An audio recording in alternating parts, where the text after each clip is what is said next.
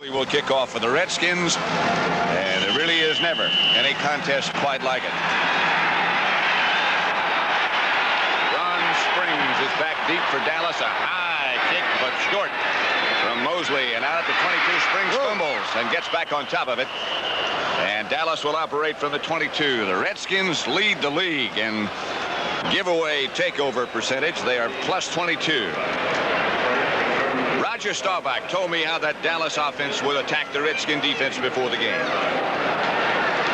Well, the big thing is stay away from the turnovers like we did last time. They're, I guess, number 1 or 2 in the NFL for getting the turnovers. So field position and not turning the ball over and having the ability to run the ball today are the key ingredients to beat the Redskins. Field position is not that good as Staubach drops on first down and throws to Ron Springs. He'll have about 4, and that's all. Here's the offensive line that did just a great job, and the Eagles said they just couldn't get rid of the blocks. Donovan, Scott, Fitzgerald, Rafferty, Wright, and B.J. Dupree, one of the real good blocking tight ends. And the fellows who handle the ball, the receivers in the backs wide, are Tony Hill and Drew Pearson. There had been some doubt about his appearance. Quarterback, of course, is Roger Staubach. Ron Springs starting in place of Dorsett. And Newhouse operates with him on 2nd and 5. Joe Lavender, by the way, made the tackle on that first pass completion.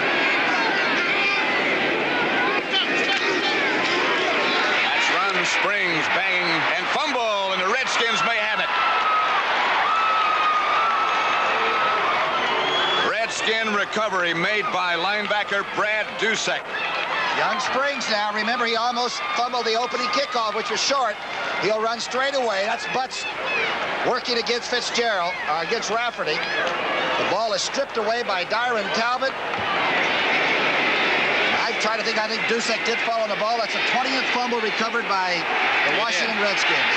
The very thing that Staubach said they had to stay away from, they have committed. It's a Redskin first down at the Dallas 35. First down, John Riggins hit behind the line of scrimmage. Now, we talked to Staubach about how to attack the Redskin defense. Equal time, huh? What did Joe Theismann think about how to attack Dallas? Well, pal, we've got to go after the Dallas defense the same way we did the last time we played them. Dallas is not the type of football team you can sit back and wait for them to make mistakes. Defensively, I know they're going to come at us. We've got to go attack them. We've got to move the ball around. We've got to make them think on their feet. They've got a lot of young people, a lot of patched up secondary. So it's important that we make them use their head instead of us worrying about things that'll happen. And so Theismann will operate now on 2nd down. They need 8. Takes to Riggins. Outside to Ricky Thompson, and Thompson down inside the 30 to about the 27. Stopped by Aaron Kyle. Here's the Redskin offense. Underrated offensive line. Hermeling, Saul, Kazeel, Williams, Stark, and of course the young rookie from San Diego State, Warren at tight end. Danny Buggs, Ricky Thompson, the wide receivers, Theismann, Riggins, and Benny Malone. And now Malone comes out. And Ike Forte has replaced him along with Clarence Harmon. And Harmon had 2 touchdown catches against Cincinnati a week ago, and might be as good a 3rd down receiver as Preston Pearson. 3rd and 3 for Theismann and the Redskins.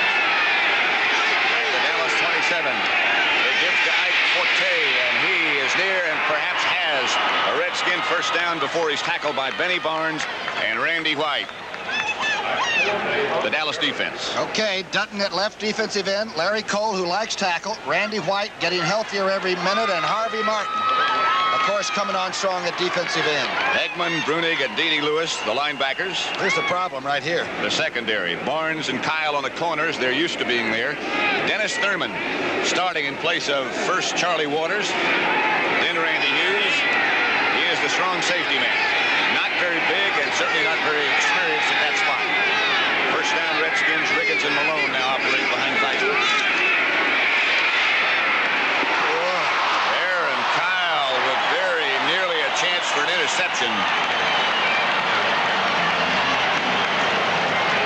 Danny Buggs runs a steep sideline, and this time Joe Theismann didn't set his feet very well and didn't look to see if the cornerback was hanging in there, and that time number 25 was in great position. So one thing Theismann's been doing very well this year is not throwing it when it's really in trouble.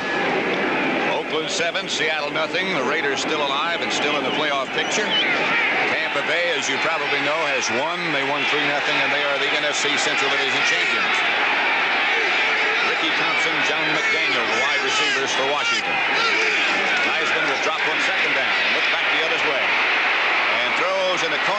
overthrown. Intended for Ricky Thompson. Back there with him, Benny Barnes and Mike Hegman. Final score in Atlanta, 31-21. The Falcons over San Francisco. John Dutton that time put good pressure on Joe Theismann. He and Larry Cole were right there. And very good coverage by Benny Barnes. You saw Theismann blowing on his hands. Weather has taken a very sudden and very severe turn for the worse. It's supposed to be down in the mid-20s, very windy, although the wind doesn't become too much a factor inside this stadium. At kickoff, the temperature was 34 degrees and falling. Theismann is really using his offensive backs now and getting them in the pass patterns more all the time. Ike Forte and Clarence Harmon are those backs this time. That is Forte being chased by Guy Brown, but he'll have the first down. Guy Brown just barely tripped up the ex-Razorback, a 14-yard gain. This is a swing fan by a former Arkansas Razorback. A very quick release, a very safe pass. You can see Brown is beaten easily. He should have actually been probably starting out toward the flat as the play begins. Let's see what 59 does. He gets caught inside and now has too far to go. Good offensive call by the Redskin bench and good delivered ball by Theismann. Like to welcome those of you who watched Atlanta and San Francisco to Texas Stadium in Irving. Score here is 0-0 with the Redskins on the move and Riggins trying to get around the corner. Inside the 5 perhaps, or maybe just to the 5. Benny Barnes knocked him out of bounds. Very careful. The Redskins now no longer feel like that they're in over their heads against anybody. They've beaten Cleveland this year. They've beaten Dallas this year. And that's a 228-pound running back who had one of the great years that a back has had in this league, John Riggins. Good block by the tight end, Don Warren, to help set that up. 2nd and goal at the 4, just inside the 5, actually. Redskins and Cowboys battling for the NFC Eastern Division Championship. Harmon is on the left-hand flank. Riggins goes straight ahead and is hit about the 4. Fighting still is John Riggins. Big John has had a great year. John Bruning came over the top, and I believe Dutton came under the pile. Let's see what happens. See if 78 goes under and 53 goes over the top. That's big. Dutton just shed the blocker. And now the middle linebacker finishes off. They've been tough inside the 5-yard line, the Cowboys have. The Giants couldn't get in. Of course, last week they had a tremendous goal line stand against the Eagles. 3rd and goal from just outside the 3-yard line for Washington. No score with 11:25 left in the first quarter and a timeout taken by the Redskins. Pat Summerall with Tom Brookshire at Texas Stadium. That was incorrect information I gave to you about the Bears score. It's 21-6 Chicago. 3rd quarter, and that's the final. New England beat Minnesota 27-23. The last game for Jim Marshall. 3rd and goal. Theismann looking for some place to go. Will not come up with anything. We'll see Mosley. Larry Cole. Nobody open. And Mosley will come on. Watch the play that Randy White makes, number 54. He'll come right by Saul. And now Larry Cole forced him out, and Randy White chases him back in. And a very good play by the quarterback. He didn't throw it. Everybody's covered up. Let's see what happens. He wants to go on the outside to Bugs. Good play by White and by Cole. The double team was on Larry Cole, and he beat them both. Mosley. Rarely will he get one blocked, and he is true. Mark Mosley puts the Redskins on top 3-0. 24 yards out. 24th field goal out of 32 shots. It's like having some kind of a laser beam in your arsenal. The guy can kick it from just about anywhere inside of 60.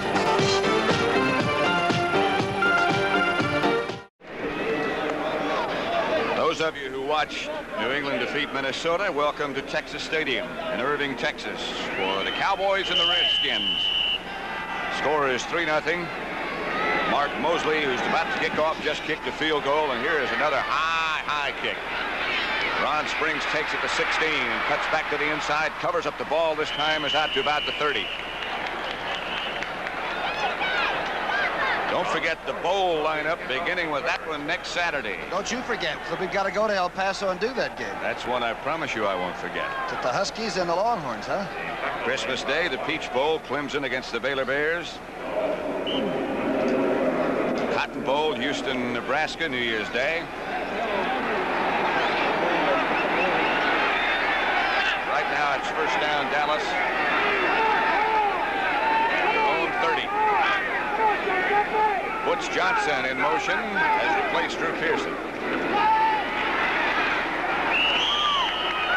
Not much doing. Ron Springs, the ball carrier, stopped by Coy Bacon. Coy Bacon, the great pass rusher for the Redskins, usually takes an outside course. That time he played it inside. And the play looked to me like it was awfully slow coming off the snap.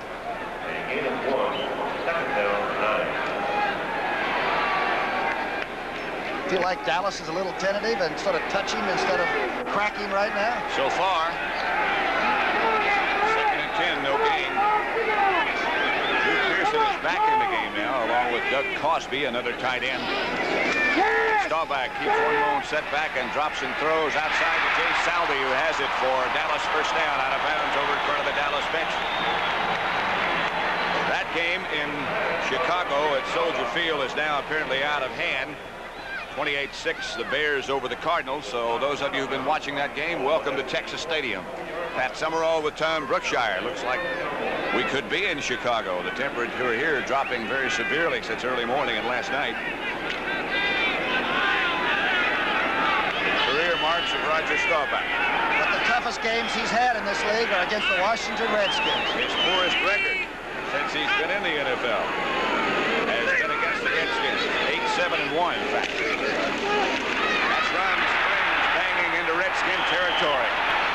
Neil Olkowitz made the tackle, but Springs, who ran so well last week against Philadelphia, runs hard. 8-yard pickup. And he cut back against the grain. They probably let Butts, the big nose man for the Redskins, take the block and play the pressure, and the young man from Ohio State cut behind him. He looks like and runs like a veteran running back. But when he fumbles like a rookie sometimes. When everybody fumbles, it's like a rookie, I guess. Second down and 2. Newhouse is in front of Springs as Drew Pearson comes in motion. And this is Newhouse. Close to a first down, but might be a football shy. Olkowitz again on the tackle. There's our friend Whistling Ray. He chased some Indian by here earlier that I take for granted it was somebody that represented Washington, but quite a battle. Ray was losing ground, I noticed that. But he never quit chasing. Jack Pardee. If he's not the coach of the year in the NFC, perhaps it'll be Dick Vermeil. Either one of them could get my vote. Salvi, Doug Cosby, and Billy Joe Dupree, all 3 Dallas tight ends in this offensive setup right here. This is Newhouse. He might have just gotten enough. Fumble. Redskins are saying perhaps the ball was loose and we got it. That Olkowitz, the young rookie linebacker out of Maryland, is some kind of a great tackler.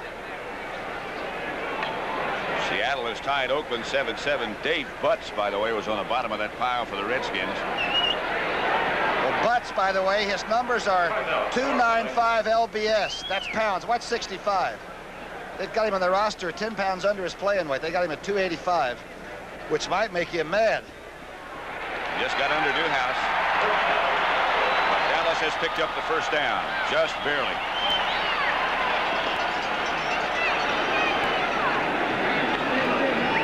Amazing year for the Washington Redskins. In the preseason picks, nobody thought they'd be 500. Now they're fighting for the NFC's Eastern Division title.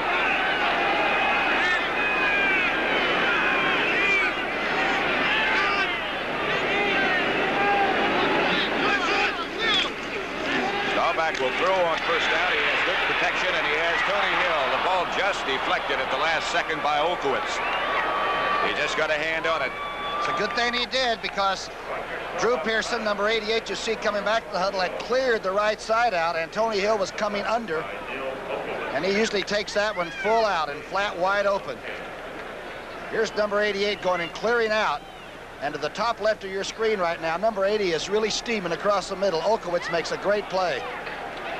Does it look to me, after watching that replay, that Drew Pearson is running quite as confidently as he might have before he injured that knee. 2nd and 10 for Dallas. And the handoff is to Newhouse. Fumble! Washington has it back.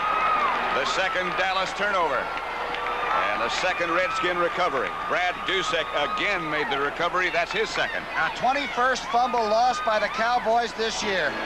And this time, Newhouse seemed to be like he was trying to get both arms around it, and that's not the way to protect the ball either. Either elbow, then it'll cost you a fumble. 3-0 Washington. Dyron Talbert. Number 72 in your program and your heart. Boy, he's been a great player, though, for quite a while. Not necessarily a Cowboy favorite. Or a good friend of Rogers. 1st and 10 for the Redskins after that fumble recovery by Dusek. The line of scrimmage, their own 43. Theismann. They got 3 wide receivers operating, and Theismann will go. He has one of those open. Buggs is open. Danny Buggs got behind Aaron Kyle, and the safety man couldn't get over to help. Cliff Harris knocked him out of bounds. That time, it looked like Kyle took some short fake, and Theismann wanted to go for 88 all the way. Let's see what Buggs does. He should have deep help. I believe Kyle thought he had corner help by Harris, and he just didn't get there in time. Ball was thrown right on the money. Catch number 45 for Danny Buggs. He's having a great year. 39-yard pickup, the best year Danny Buggs has ever had. He was almost cut, in fact, in training camp. The Giants didn't let him play for them, did they? The Eagles lead Houston 6-0. First quarter at the Astrodome. Eddie Malone here's John Riggins. Riggins thunders inside the 10 to about the 4. Cliff Harris made the tackle. Redskins on the move. Big fella averaged 4.2 yards a shot. Long run of 33. He's had 1,000 yards 3 different times. Once with the Jets and twice with the Redskins. I think there may be a flag on this. It looks like they're going to arbitrate with... That's against Dallas. But he's a good-looking runner. He's a great receiver. I'm talking about John Riggins. There's Randy Hughes there that's dressed like Shawn Wayne. It'll be 1st and goal. They decide not to accept. Foul. Number 50 on the defense. Use of the elbow to the man's head. 1st down and goal. Randy White used an elbow on somebody's head. So it'll be 1st and goal from the 2. And here is Benny Malone. And Malone does not quite make it. He's close. Redskins already lead 3-0. Guy Brown tripped him up.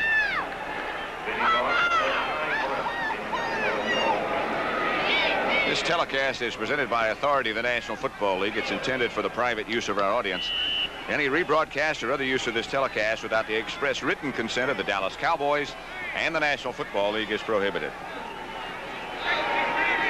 Rams with an early lead over New Orleans. Yes, they've already locked up the NFC Western Championship. They don't know exactly where they'll play yet. Riggins and Malone deep. Theismann to roll. And rolls into the end zone. D.D. Lewis made a dive at him, but Joe Theismann, who is a marvelous athlete, scores for the Redskins. This year, Theismann has looked a lot like Fran Tarkenton, except he's a little better athlete than Fran. 191 or 2-pounder, 6'1". And this time he stuck it in and just beat D.D. to the flag. Redskins look like they have come to town to lay a little hurt on. Right now, it's 9-0 Washington with 7 minutes and 10 seconds still left to play in the first quarter. Mark Mosley with Theismann, who just scored holding.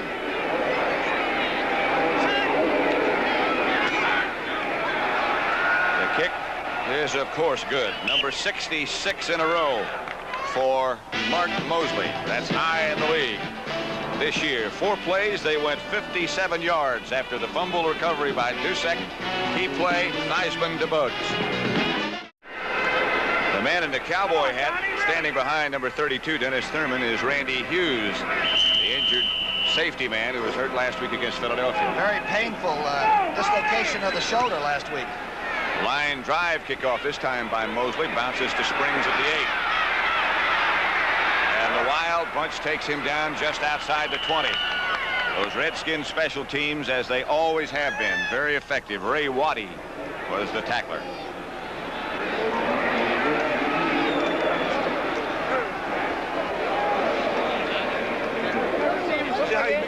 Exactly 7 minutes left to play in the first quarter, and the Redskins lead 10-0.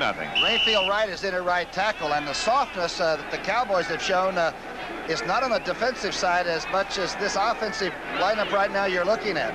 They have not really fired out and popped these guys, and if they don't, the Redskins will just lean on them and take 3 points every chance they get.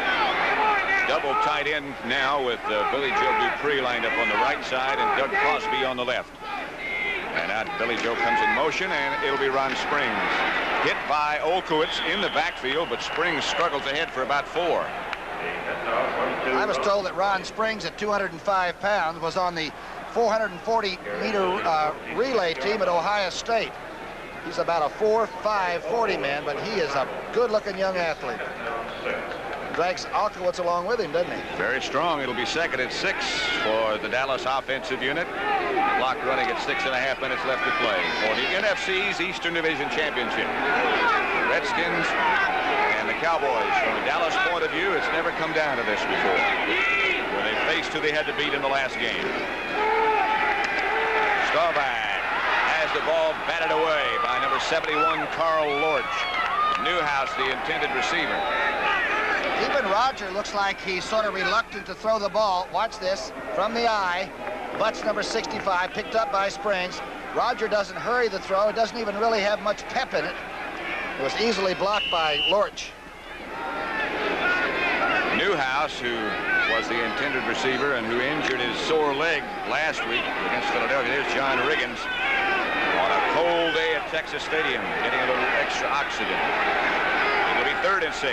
Preston Pearson is lined up to the right side of the Dallas shotgun offense. It's Preston. Inside the 50 to the 47 is Preston Pearson.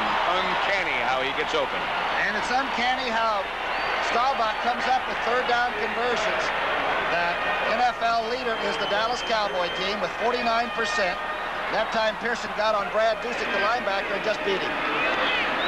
The 2 safety men made the tackle on Preston Pearson that time, Tony Peters and Mark Murphy. The ball was thrown very well and right on the money. Nothing tentative about that one. They needed that. John Fitzgerald, the offensive center, up over the ball. Butch Johnson and Tony Hill are the wide receivers now. Butch Johnson in motion. And it'll be Springs, and Springs hit behind the line of scrimmage by Lorch. Lurched forward before he stopped by Dyron Talbert. Trying to just trap the defensive left end. There's 65 butts. They're trying to take him from the outside. He spins away, and Lorch just throws Billy Joe Dupree back into the hole. Not a bad defensive play for the Skins. Here you are, right down with them. The Big Bulls and the Brahmas right here. My heavens.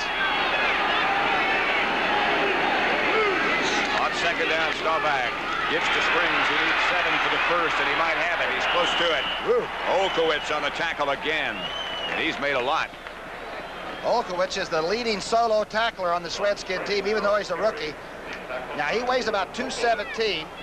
Bench presses only over 450. He gets rid of Fitzgerald. Watch young Springs take him with him for a ride. I mean, another 3 yards on it. 6 carries for 26 yards for Ron Springs, who's about a half yard short of a first down. Dallas 2 for 2 on those key conversions. Double tight end, 3 tight ends, in fact. Salvi is lined up on the left flank. Just over 4 minutes left to play first quarter. Redskins lead 10-0. It is Newhouse, and he struggles close to it. He might just barely have it again. Watch the middle linebacker, Olkowitz. Olkowitz may be closer to the line of scrimmage than he likes to play. This is pretty deep. He plays about a half a yard deeper than most linebackers because he likes to run at the line of scrimmage. A lot like Kuykendall with Atlanta and a few other wild linebackers. Good tackle. They'll bring out the sticks. And Olkowitz was a free agent. He couldn't find the Redskin office from Maryland when he came over to sign. He was was in Jerry Claiborne's weight room most of the time when he was at Maryland. And obviously they did a pretty good job in developing that young man. Here's the first down carry by Newhouse again. And as I said, he just barely got it. Olkewicz met him in the hole pretty solidly.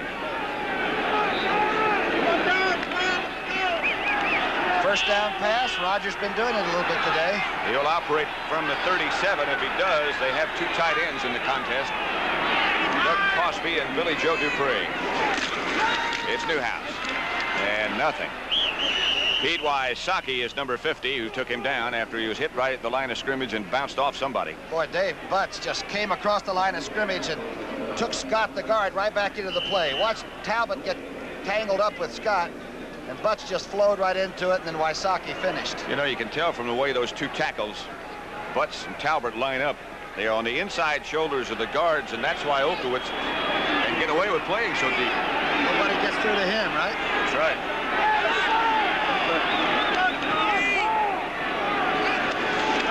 Now on second down, Staubach will throw and does. Outside, Drew Pearson knocked away by Lamar Parrish. Well, the Pro Bowl selection committee decided that 3 of the secondary members of the Redskins would go to the Pro Bowl. Lamar Parrish, whom you just saw, make a great play on Pearson. Lavender, and of course Kenny Houston, who is injured right now with a fractured right arm. That's pretty good compliment to that secondary. And the Seahawks 10, Oakland 7 first quarter. Oakland still with playoff hopes. The other member of the Redskins who will go to the Pro Bowl, by the way, is the kicker, Mark Mosley. Is that ever deserved? Fitzgerald with the one-handed shotgun snap, which is true. The blitz comes at Staubach. Saldi is open, and he can't quite get there. Tony Peters, the substitute safety man in there for Houston, was beaten by Saldi. From the shotgun, here comes the twist, the defensive maneuver. Making his handle, a little bit of pressure. Ball is simply overthrown, just wide of Saldi, who was open. The Redskins blitz both of their outside linebackers and put a little pressure on Roger. Danny White in the game, not Raphael Septien. It would be a long field goal for Septien if he tried to attempt it too long, in the opinion of Tom Landry at least, and Danny White stands just outside midfield. He's kicked 20 out inside the 20. He's probably the most accurate of all the kickers in the NFC right now.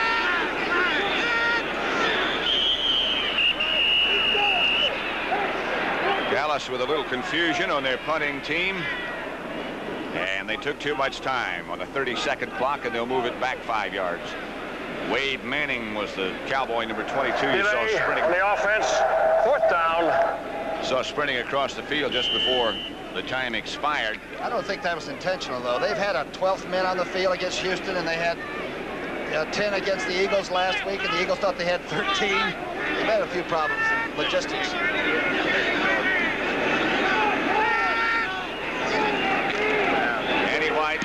Aiming for the sideline, and that looks like it's going to be a pretty good effort. Just barely went into the end zone, just barely, and they'll operate from the 20. Jack Pardee's Redskins leading 10-0 with 2:39 left to play in the first quarter. Redskins are represented but challenged. Looks like a pretty primitive weapon that the Redskin has there. CBS Sports Spectacular next Saturday at 4:30 Eastern Time has super skates, the Pacific Synchronized Swimming Championships, and a report on CBS Sports Spectacular on Too Tall Jones' return to Dallas for his recent bout, along with a look at the developments in his career. He might be with us a little bit later. Here's Theismann trying to set up a screen, and does. That was Bobby Hammond. Great play by Aaron Kyle, the cornerback. Want to see two guys slip box and make a tackle on a screen. This should have been a good call, because you know Dallas wants to put some heat on Theismann. Now watch this. The blockers simply not be able to get Kyle or Dede Lewis either one. Double team. What looked like it might be a substantial gain turns out to be just 4. So it's 2nd and 6. Clock running with just 2 minutes left to play. In the first quarter, Riggins and Malone now the running backs, and now it's just Riggins. Harvey Martin first, and he got some help quickly. This time Dallas had everybody off the line of scrimmage a little bit, so there was some room. And you'll see that the charge by Harvey's right down inside did not give any ground, and he and Randy White just completely sealed off that hole. Joe Theismann now is 4 out of 6. They have picked up 62 yards in the air. Washington 2 out of 3 on their third down conversions. And this will probably be pass number 7 for Theismann, operating from his own 24-yard line with clock ticking down in the first quarter. Theismann straight back. Throws and knocked down by Aaron Kyle, intended for John McDaniel. Kyle just got a hand on it.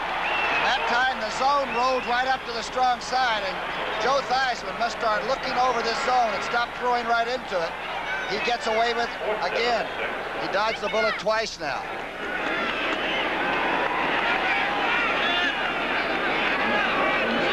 So Mike Bragg comes on to kick. His average for the year, 38.5 yards. He was hitting well before the game, but this one is not that good. That's Wade Manning. Fumble again.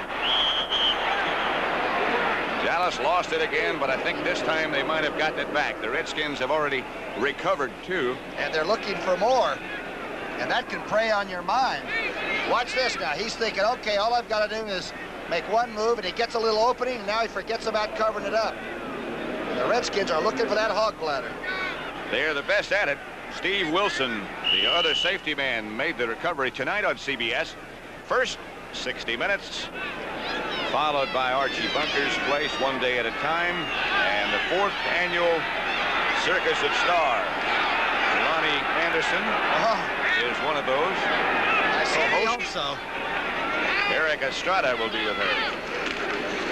Newhouse again hit behind the line of scrimmage, this time by Coy Bacon, who closed down quickly. Like a Redskin might be hurt up at the top of your picture. Olkowitz, I think, is the man who is shaken up. Roger Staubach has thrown 7 times and completed 3 for 45 yards. Now here he's trying to assert himself, and Coy Bacon came from the outside and was never touched by Donovan, who must have blocked down on the inside. Game number 16, folks. There's the young rookie from Maryland. Olkowitz got hit by his own man, who was blocked, I believe, by Herbert Scott into him. And it looked like his knee buckled. It's probably Darren Talbert that hit him. Right to the right. It's Donovan. I believe it's Paul Smith.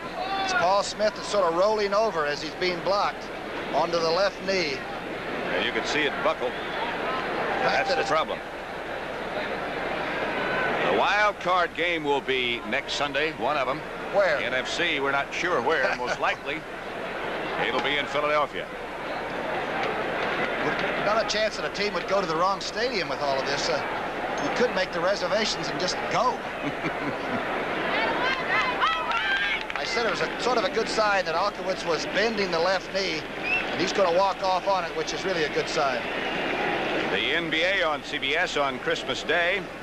Dr. J will pay a house call to Washington. And Dr. Dunk, Mr. Dawkins, gets Elvin Hayes. I told you it was cold. It'll be 2nd and 7, Dallas. At the Redskin 47, 35 seconds left to play first quarter. Redskins up 10-0. Don Hover, number 58, has replaced Olkowitz in the middle, and Staubach comes straight back and throws to the outside for Duke Pearson. Caught but out of bounds. No good. Lavender right there with him. Great coverage by the former basketball player from San Diego State. The ball is thrown a little hard and high, and once in a while when Staubach has problems, he throws high and hot. But this is great coverage. A good catch. It's simply a battle of the micrometer to decide if he was in or out, but he was out. Just out. He didn't even have one foot in. No. 3rd and 7. From the 47, and again, Preston Pearson. This time he's lined up in the slot to the left. Staubach from the shotgun. This time the Redskins don't blitz it. And Cowboy receiver, who is supposed to be Drew Pearson, slipped down. He is not 100%. And you know, the rug here at Texas Stadium is still a little bit damp, even though it hasn't rained in a couple of days. And if you get on the side of these shoes, sometimes you'll lose the footing. I believe Drew was trying to run a corner and just slipped. At least that's where Roger threw the ball. Again, it's Joe Lavender who was involved in the coverage. Bobby Hammond back deep for the Redskins, number 34, and Danny White will kick for Dallas. First punt just barely went out of bounds, and the Redskins operated from their 20. They're trying to block this. Oh, and a rocket from Danny White. Well into the end zone this time.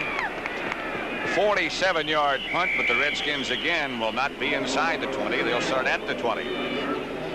8 seconds left to play in the first quarter. Advantage in first quarter big to the Redskins. Not only have they taken advantage of the 2 fumbles and gotten 10 points, but they've stopped Dallas in their tracks twice right around midfield. Good quarter. Dallas had said and felt going in after their performance against Philadelphia that their running game had come back, and that's one of the things that they thought they had to do effectively against the Redskins. They haven't been able to do it so far. Washington's defense has been solid. That's Malone, and Malone struggles for a couple before the middle of the Dallas defense converges on him. Working on Neil Okowitz over on the bench. It was his left knee that was injured. I feel he'll come back rather shortly, don't you? I would think so. He got up and walked off under his own power. That's the end of the first quarter. Washington 10 and the Cowboys nothing.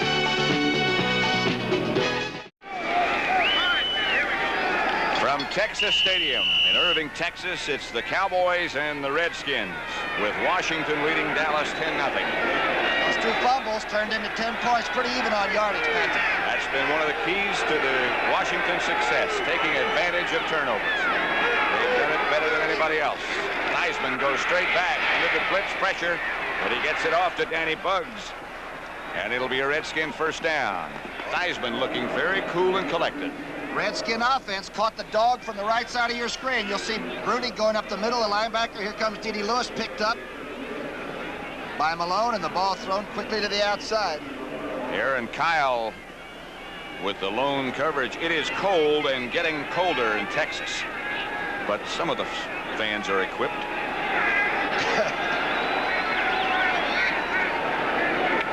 I'd say they are. A bruised knee is the information we got on the condition of Neil Okowitz. 3 wide receivers in the game for Washington, and again they fake the blitz. They do, and Theismann goes down in the hands of D.D. Lewis and John Dutton. Let's watch Big John Dutton now, a number 1 and a number 2. The big fella's just getting himself into shape. Here he's working against George Stark. A good rush, and D.D. Lewis is there firing. And Theismann that time started to throw it to Williams, his offensive right guard, and luckily he didn't throw it. Would have been a penalty. Have to give a hurry to Larry Cole, too. I think Theismann might have been able to get rid of it if Larry hadn't had his hand in his face. Ike Forte and Clarence Harmon come in now for the Redskin offensive picture. 2nd and 21, that's the first quarter statistical situation. Theismann again in the blitz again. He gets rid of it. And he has Clarence Harmon, who's done a whale of a job in that category. Harmon is hit by Mitchell and cracked pretty good. Harmon has 5 touchdown catches already this year. This is the perfect call. The blitz is picked up. You can see linebackers coming, all being cut down. The ball is thrown quickly, but not in a panic by Theismann. He's jolted out of bounds, but that was a good reception. A 20-yard pickup to make it 3rd and 1 for the Redskins now. A good call by Theismann, or Joe Walton won. Is that Bruce Hunter that knocked him out of bounds, 57? No, it was Aaron Mitchell.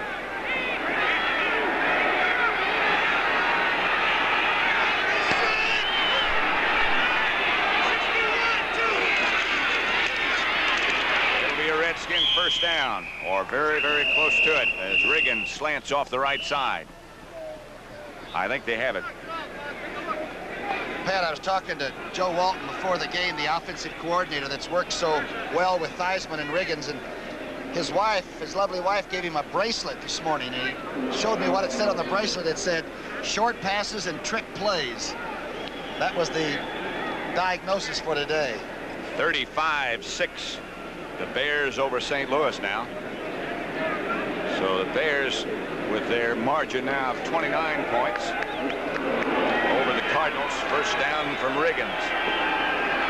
Okay, no matter how you get it, you get it. Here it is. Theismann is 6 of 9 for 92 yards.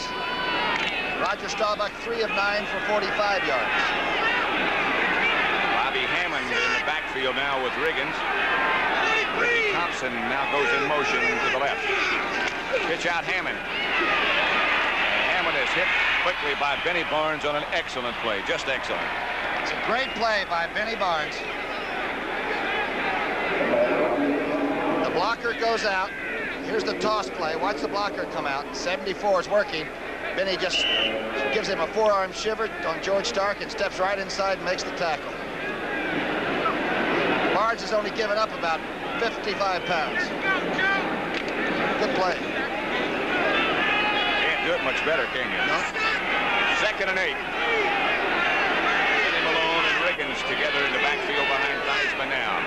3 wide receivers. And straight back is Theismann up the middle. It's Malone, and he's got some room. Benny Malone might score. Malone, touchdown, Redskins. 55 yards and a touchdown from Theismann to Malone. And Jack Pardee going down to join in that celebration. Malone had a long gainer of 25 yards on receptions, but this one was big because D.D. Lewis was trailing him very closely until he makes the catch. The Malone brothers, they've always been battlers. A check out, now he swings across the middle. Look at D.D. Lewis. There's the gamble and the desperation shove, and now it's a horse race.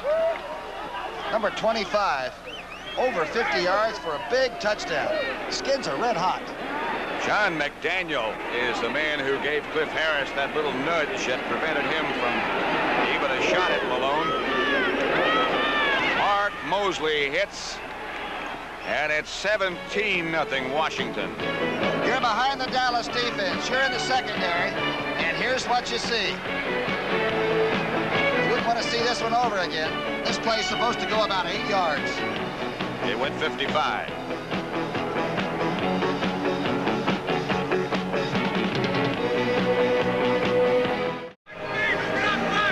Mosley set to kick off. The number of plays it took were 7. They went 80 yards in 2 minutes, 1 second. There's still 13:07 left to play in the first half.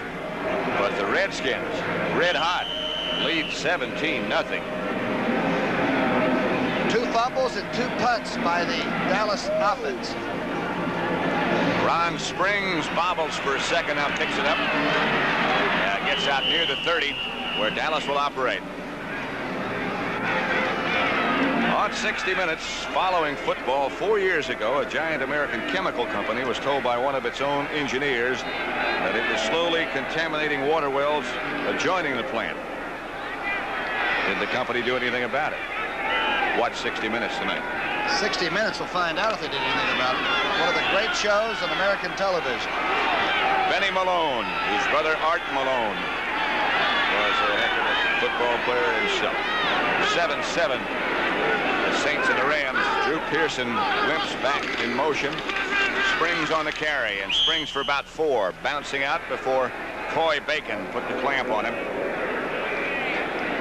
12:54 left in the first half now. The Skins will sort of lay those big linemen on top of you and just absorb a little of the rushing game to keep you off the board in big chunks. Rogers got to try to pull somebody in, suck somebody into the wrong defense and get on the board. They need 7 points badly, and Tom Landry knows it. Coy Bacon, like he might have bruised his shoulder a little bit, and Joe Jones has gone into the Redskin defensive setup at left defensive end. Lorch moves over to right. Second down, Staubach drops. Throws the screen pass out to Springs. He's got some blockers in front. Steps out of one of them, and Ron Springs with an excellent move out to about the 48. Lavender. So Ron he Springs, jumped over. he steps right over Tony Peters. I said he was a member of the 440 relay team. Maybe it was the high hurdles. Watch what he does. A good call here by Roger. A screen. A good rush here by Joe Jones, who plays the rush very well on passes.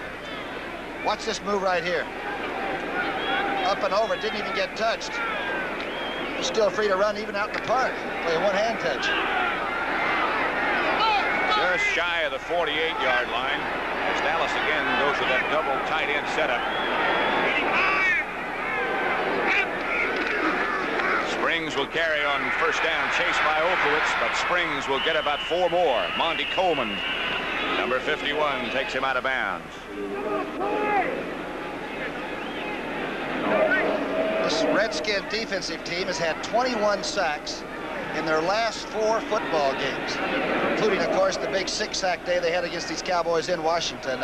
They are literally on fire on defense right now. Amazing the job they have done. They have 1 draft choice playing on offense for their starting 22.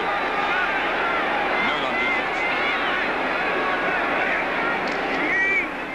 Scott Laidlaw and Ron Springs now the backs. Laidlaw comes out of the backfield. Springs stays in the pocket. That's Laidlaw.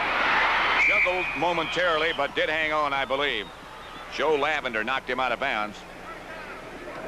The thing I keep thinking about Dallas is the rumble they had in Philadelphia a week ago Saturday must take a lot out of you, not only physically as people went on and off the field on stretchers, but emotionally. And it may take them a while to get it back today. It looks like they're beginning to move a little bit now.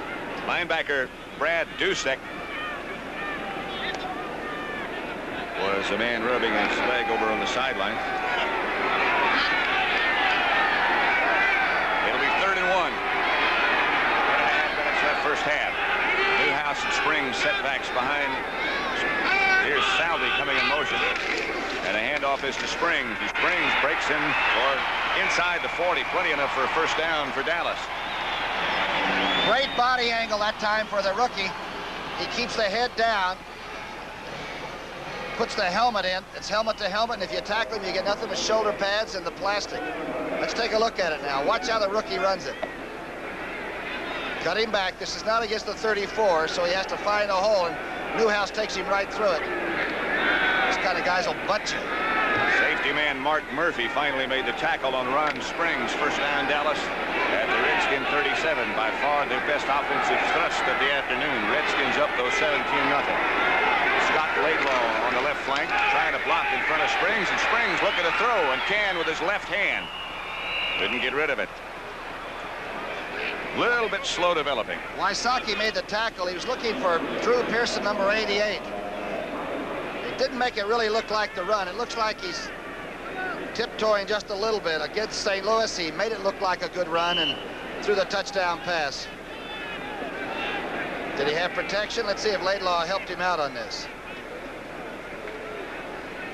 Wysocki was making the charge, and defense beats the offense, huh? Loss of 4 on the attempted option pass. Out wide to the right, Tony Hill and Drew Pearson as Springs and Laidlaw remain the setbacks. Callback. Redskins in a blitz. Callback throw. That's Tony Hill. Not enough for a first. Okowitz, who's back in the game, makes the tackle.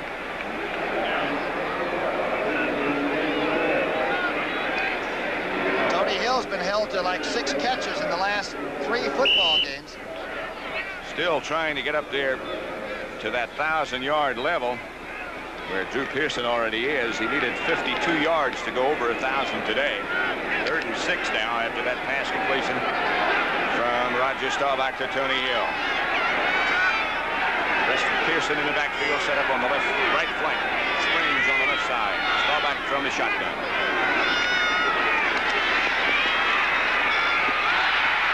Springs stays on his feet, absorbs a couple of licks, but has a Dallas first down. Ray Waddy hit him, and Ray Waddy is still down.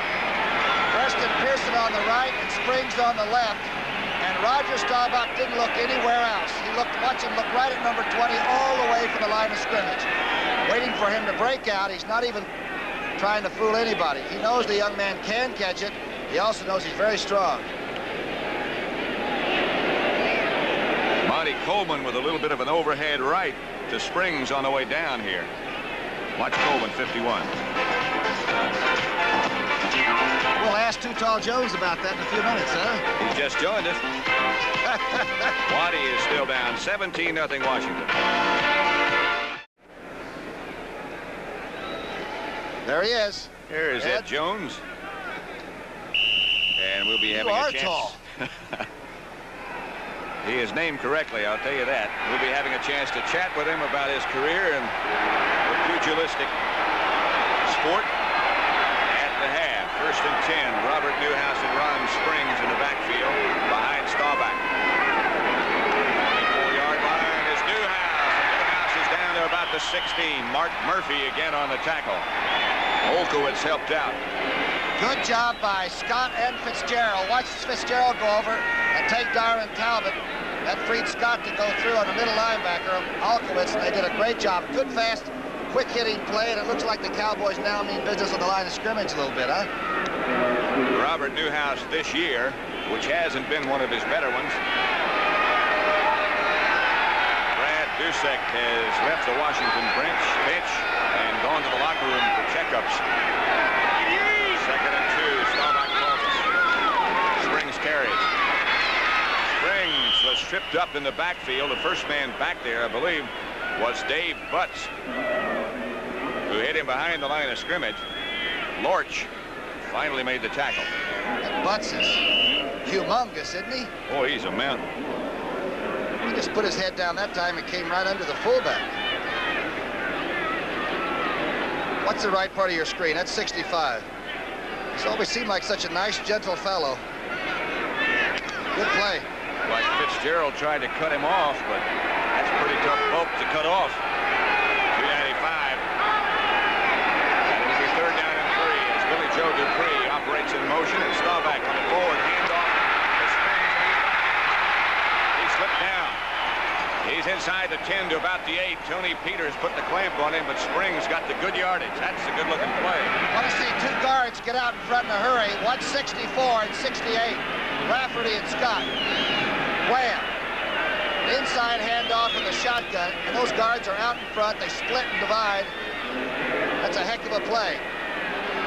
If he hadn't slipped, it might have been an even better play. He got down to the 7-yard line where it'll be 1st and goal Dallas. 5:40 left to play first half. Redskins lead the Cowboys 17-0.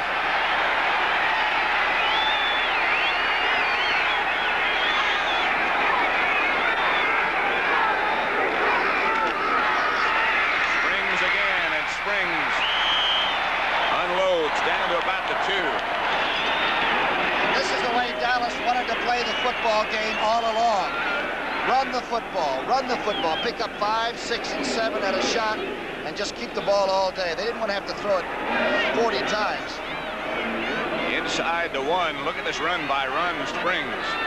And you win it and lose them right on the line of scrimmage. It's Rafferty coming right at you, 64. Now Springs cuts back. Getting nasty now. It'll be 2nd and goal between the 1 and the 2 for Dallas. Setbacks are the same. Newhouse and Springs. It's Springs. Dallas touchdown.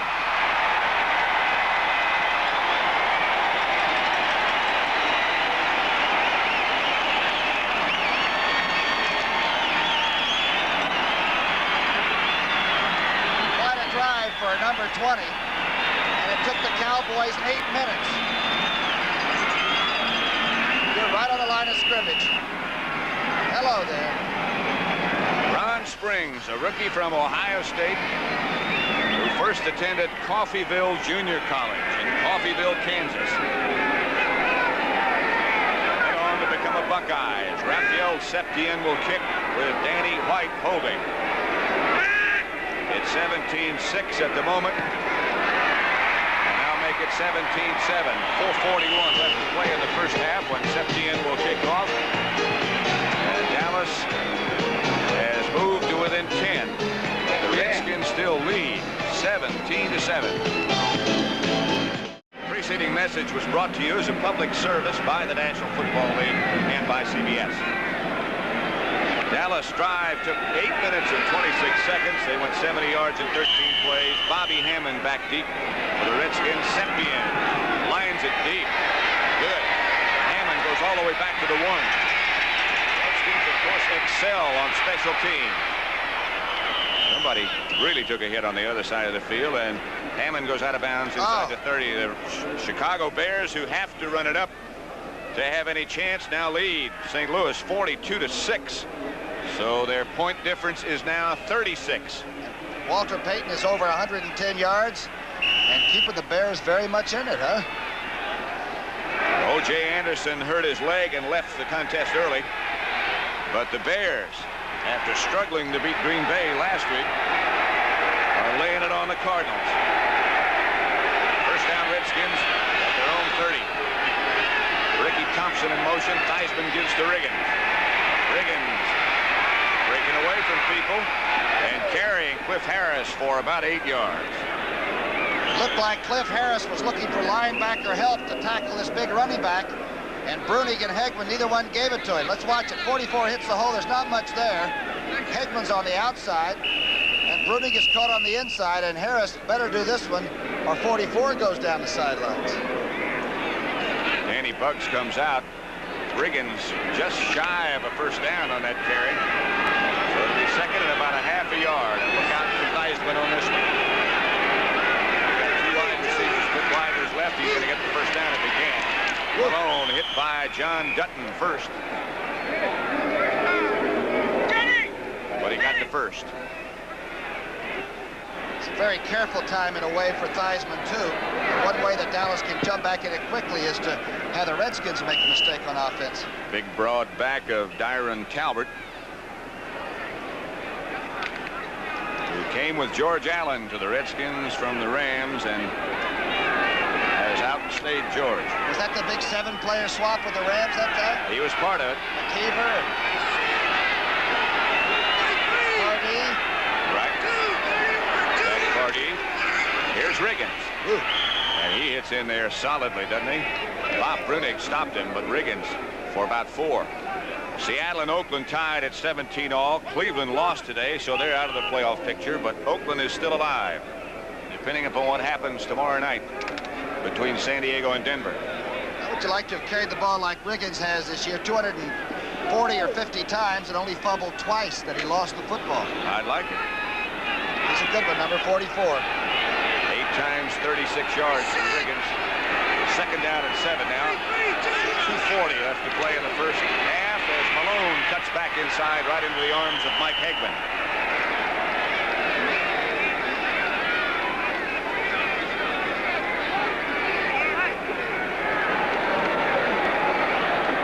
Eddie Malone scored one of the Redskin touchdowns on a pass, 55-yard completion from Theismann. Theismann got the other one on a rollout. And Mosley kicked the field goal and 2 extra points. That accounts for it. Ron Springs scored for Dallas. Sepien with the extra point.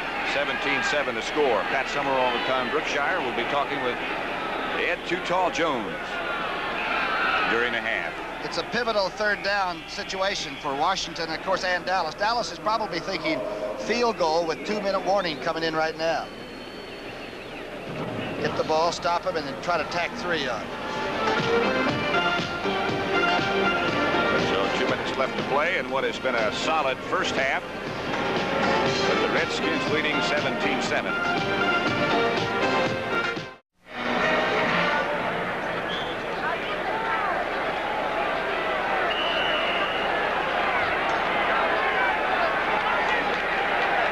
Left in the first half.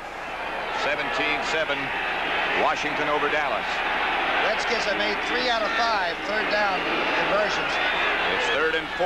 Dallas thinks they're going to throw. They've got their pass defensive unit in there. They're right, if that's what they think. Theismann throws over the head of Clarence Harmon, who was open. He was hit by Hegman just as he let it go. Hegman dogged from the offside and forced the bad throw. Theismann's been very careful, though. Just don't make a big turnover. Bragg will try to kick the ball deep and see if they can hold and keep that field goal team off the field for Dallas. Steve Wilson standing back at his own 10-yard line. That's Mike Bragg, number 4. You want to see the Wild Bunch cover a punt? Watch this group. kick is a good one this time from Bragg, and Wilson signals for the fair catch. And they were looking right in his eyes. Monty Coleman after a 37-yard kick by Bragg, number 51 right there with him. Don Harris also down. Wild bunch. They all wear towels around their waists, indicating they are wild. A minute 48 left to play in the first half. Ron Springs has 52 yards rushing on 14 carries. Hey, the score here. 9-7. The Eagles over Houston down in the Astrodome. This one is for the NFC Eastern Crown. Preston Pearson is in the game, and Staubach will operate from the shotgun. Redskins looking for another turnover. Staubach throws. Springs had it and dropped it. Wysocki was the nearest Redskin to him. That's when you want to get down on the deck and kick and hit with your hands like a small child, because that is an easy catch. And Ron Springs will go back to the huddle and say, sorry, number 12, load it up and give me a chance to get back for you. Good throw. Number 12 is interested in what play Tom Landry wants called, and he got his message just a second ago as Drew Pearson checked in and delivered it. Go for the shotgun again. Springs on the right flank. Dupree lines up to the left, and here comes Preston Pearson out to the left as well. Preston stays in to block this time. Staubach under pressure has Tony Hill. Tony Hill around to the outside, going for out of bounds, and gets there. Stops the clock. Again, when he runs a 6 is when he comes across the middle. Thrill Hill might be as dangerous as there is. Good throw by Roger Staubach. 21 yards on that pickup for Hill. Roger has to move to his left and up and makes it right on the money. Pearson comes over and screens Lavender. And Tony Hill does get out of bounds. Monty Coleman made sure that he stayed out. A minute 35 left to play in the first half. The Cowboys have all 3 of their timeouts remaining. Washington has 2. At the 36 now. Again, shotgun shown.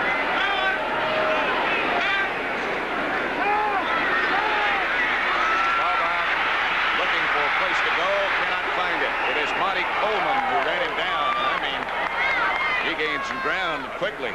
Rookie from Central Arkansas, who didn't play any football till about his senior year and went off to college and became a pretty good-looking linebacker prospect. Watch how fast he is. Here's Roger, pinned in the pocket. He looks like he's laboring compared to 51. Ate him up in a hurry. He can move. Springs looking for some place to go, fighting. Stay on his feet. After all that battle, he picked up about 3 before again. Number 51, Monty Coleman, with help from Tony Peters, made the tackle. I asked Roger Staubach after 11 years if he sort of thought he knew what Dan Reeves was going to call by way of Tom Landry on the plays and if he agreed with all the plays. And Roger said, oh, no, not at all. So they still have a number of plays that will work. And I guess they get sort of a quorum here and decide if it's 1, 2, or 3. But Roger doesn't always agree with the calls. But he usually calls them. He executes pretty well, too. He sure does. Never had a better year, I guess. Mike Ditka, Jim Myers, and Tom Landry, of course, in that meeting over there with Danny White. Just joined that bunch. Remember, there used to be the big debate. He was a rookie in '69, and then about midway through, '71, Roger was given his first start, and he's never been gotten out of there since. He alternated, of course, at a time on every play with Craig Morton. And then Landry decided he was the man that he would go with. The top-rated passer now of all time. And number 1 in the NFL this year, followed by Dan Fouts, San Diego, and then Joe Theismann of Washington. 3rd and 7. A minute 10 left to play in the first half.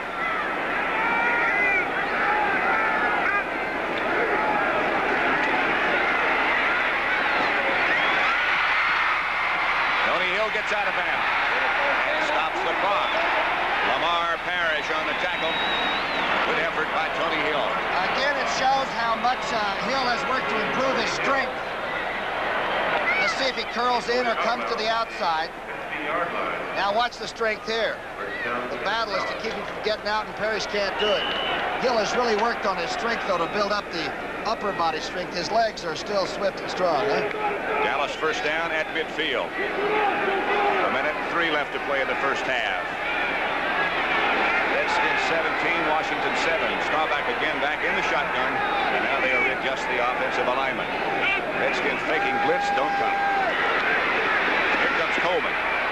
Hill again. Another Dallas first down. At the 36-yard line. Tony might have hurt himself, and he is asking for help. 13 yards, and that puts Tony Hill over 1,000 yards for the year. He and Drew Pearson have over 50 catches and over 1,000 yards apiece, and that's the first, right? That's the first in the NFC. It was done in the AFC a number of times. Here's Drew Pearson at the 15. Hit down by Mark Murphy. And Pearson is now slow getting up and limping off. 20 yards on that pass completion. Drew Pearson shaken up a little bit, and Dallas takes a timeout. They now have one left. Looked like the Redskins that time were a little disorganized as they ran a hurry-up play, and the secondary just dropped out of camera view. Looks like Drew has hurt that knee a little bit, the one that he injured a couple of weeks ago, spiking. That's exactly what it looks like.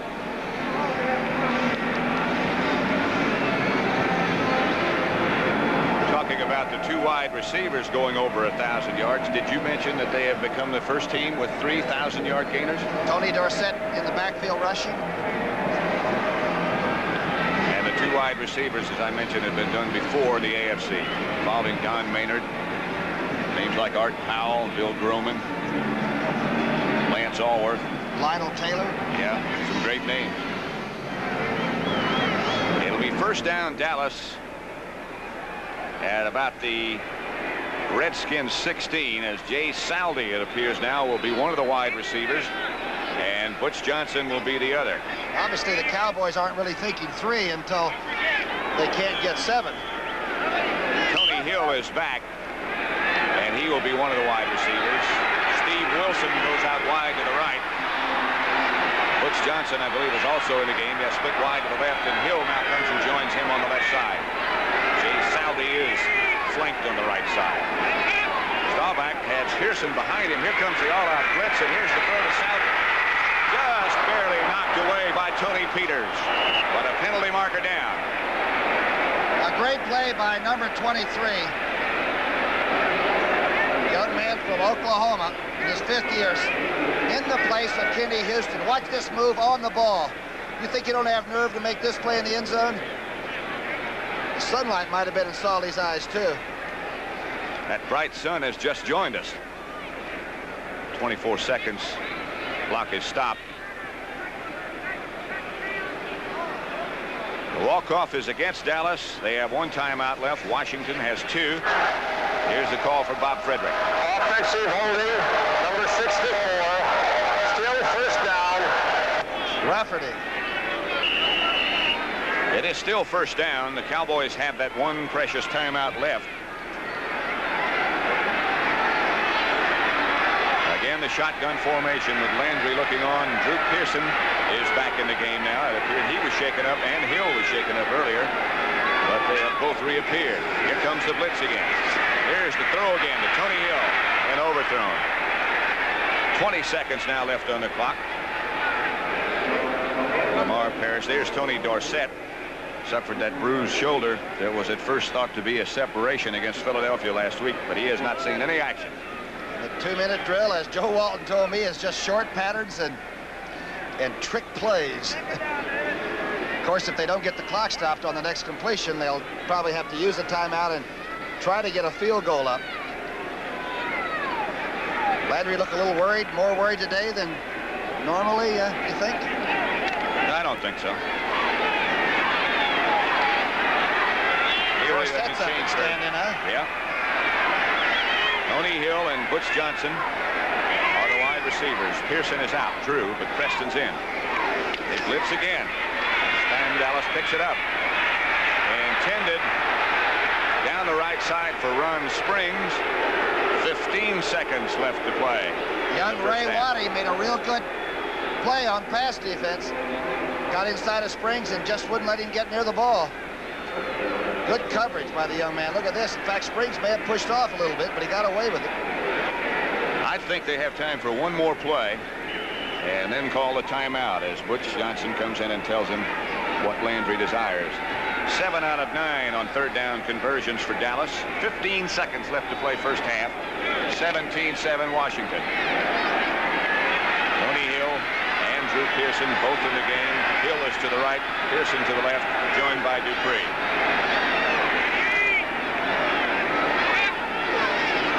This time the Redskins do not miss. Staubach throws for Pearson. He got it. A diving catch by Preston Pearson.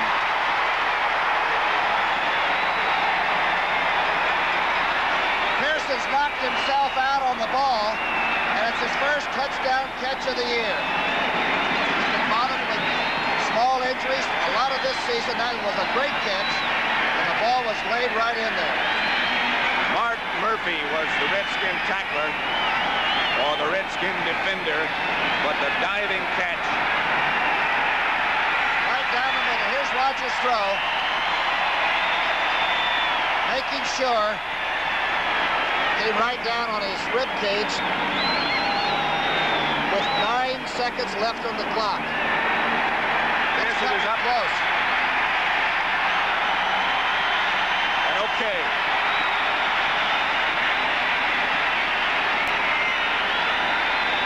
New game. Boy, I'll say 17-13 now with 9 seconds left to play in the first half. Dallas used their last timeout on that injury to Pearson. Septien with Danny White holding, trying to make it a 3-point Redskin margin.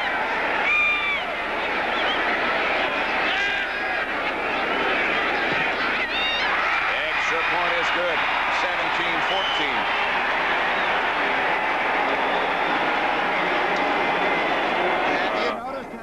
Officials have to do in a game like this. It was 17-0. Redskins.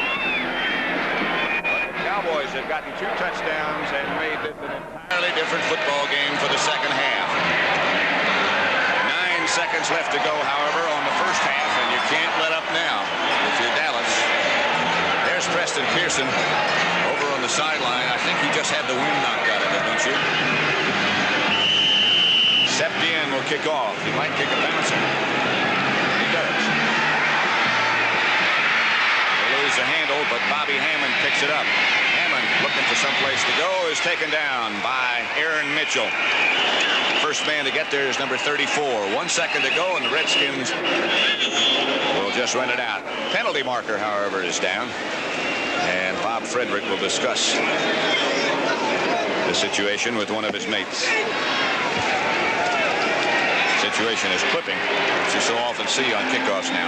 Hardy's big problem will be to regroup, not put anything X's and O's in the way of new stuff, but just get everybody back and start moving the football on offense when they get a chance in the second half. There will be a special report, by the way, at the half from CBS News on the Iranian situation. Personal foul, 51 number 66 on the kickoff return. Touchdown. That report, as well as scores from around the league with Brent Irvin Jane and a chat with Too Tall Jones, who is here in the booth with us. He's bigger than the booth. Redskins will be happy just to run it out. He's not as big as he used to be, however. That's the end of the first half at Texas Stadium with Washington 17. Dallas Cowboys 14, and the contest, I think, Thomas, is everything we expected. It's just getting started, too. A full half to go yet, so be back with us. The NFC playoff situation is rather simple right now because Chicago handled St. Louis so decisively, 42-6, the second half of the Dallas-Washington game is all important to both teams. Simply put, if Dallas wins, Washington is out, and the Chicago Bears are in the playoff, and they will be in Philadelphia to take on the Eagles next Sunday. If the Redskins hold on and beat the Cowboys, then the Chicago Bears are eliminated, and it will be the Dallas Cowboys and the Philadelphia Eagles in the NFC wildcard game next Sunday. Over in the AFC, Cleveland has fallen by the wayside. They are out of the chase for a wildcard spot. The Pittsburgh Steelers have wrapped up the home field advantage for as long as they go in the AFC playoffs, but they have also lost linebacker Jack Ham for the rest of the year because of an ankle injury. Quickly now to the scoreboard and get you up to date on everything that's going on. Seattle and Oakland are tied at 17. All important now to the Oakland Raiders as they duel Denver for that final spot in the AFC playoffs. And there it is at the half. Washington 17, Dallas 14. Forget the points now. The Redskins must win this game to get into the playoffs. Philadelphia, Houston 12-10, and the story there, Earl Campbell. He did it again. His 19th touchdown rushing. That ties the great Jim Taylor's record, which of course was set with the Green Bay Packers of the Vince Lombardi era. And another game at the half as the Los Angeles Coliseum closes out its career as far as the Rams are concerned, because that team heads to Anaheim next year. 14-7, the Saints lead the Rams at the half. And there it is, 42-6. I'll have highlights of that game in just a moment. Incidentally, Walter Payton won the rushing title today. He carried 33 times for 157 yards. The great O.J. Anderson was injured after rushing 14 times for 39 yards. Tampa Bay wins the NFC Central. They will host an NFC playoff game in the semifinal round as they shut out Kansas City 3-0. We still do not know the other site, but the Buccaneers have one of them. Cincinnati downs Cleveland and thus eliminates the Browns. 16-12 was the final score there. The Pittsburgh Steelers with a bleeding Terry Bradshaw returning after the head injury. Franco Harris did it again. 21 carries, 100 yards, the 35th time in his remarkable career that he has gone over 100 yards. The New York Giants folded up late in the season. 31-7. Baltimore beats them as Landry goes 17-24 for 176 yards and a touchdown against the Giants. Atlanta beats San Francisco 31-21. And the great O.J. Simpson hangs up his football helmet. Another great player is finished. Jim Marshall of the Minnesota Vikings, not missing a single game in a 20-year pro career at the age of 41. 27-23, the Vikes lose to the Patriots. Now to Soldier Field, Chicago, and some highlights. We've told you about Simpson. We have told you about Marshall. And another great athlete may or may not have retired. Doug Buffone being introduced to the Soldier Field crowd. Certainly his last home game because the wild card team cannot host a game. And here it is, Pisarkowitz of the Cardinals being picked off by Allen Ellis as Chicago could do no wrong. And now you've got to ask yourself, why did the Bears play so badly in Detroit? Here is the remarkable Walter Payton wrapping up another rushing title, scoring one of his 3 touchdowns. Bob Parsons will punt out this time, and number 55, Buffone coming down, and he will be the last man who can spear him. Great defensive play. Look at Doug. The great old man pulling him down and perhaps saving a spot in the playoffs. Here is Jim Hart, who came in, going to Pat Tilley for the score, missed an extra point. And on the kickoff, it was Ricky Watts who comes back all the way for Chicago.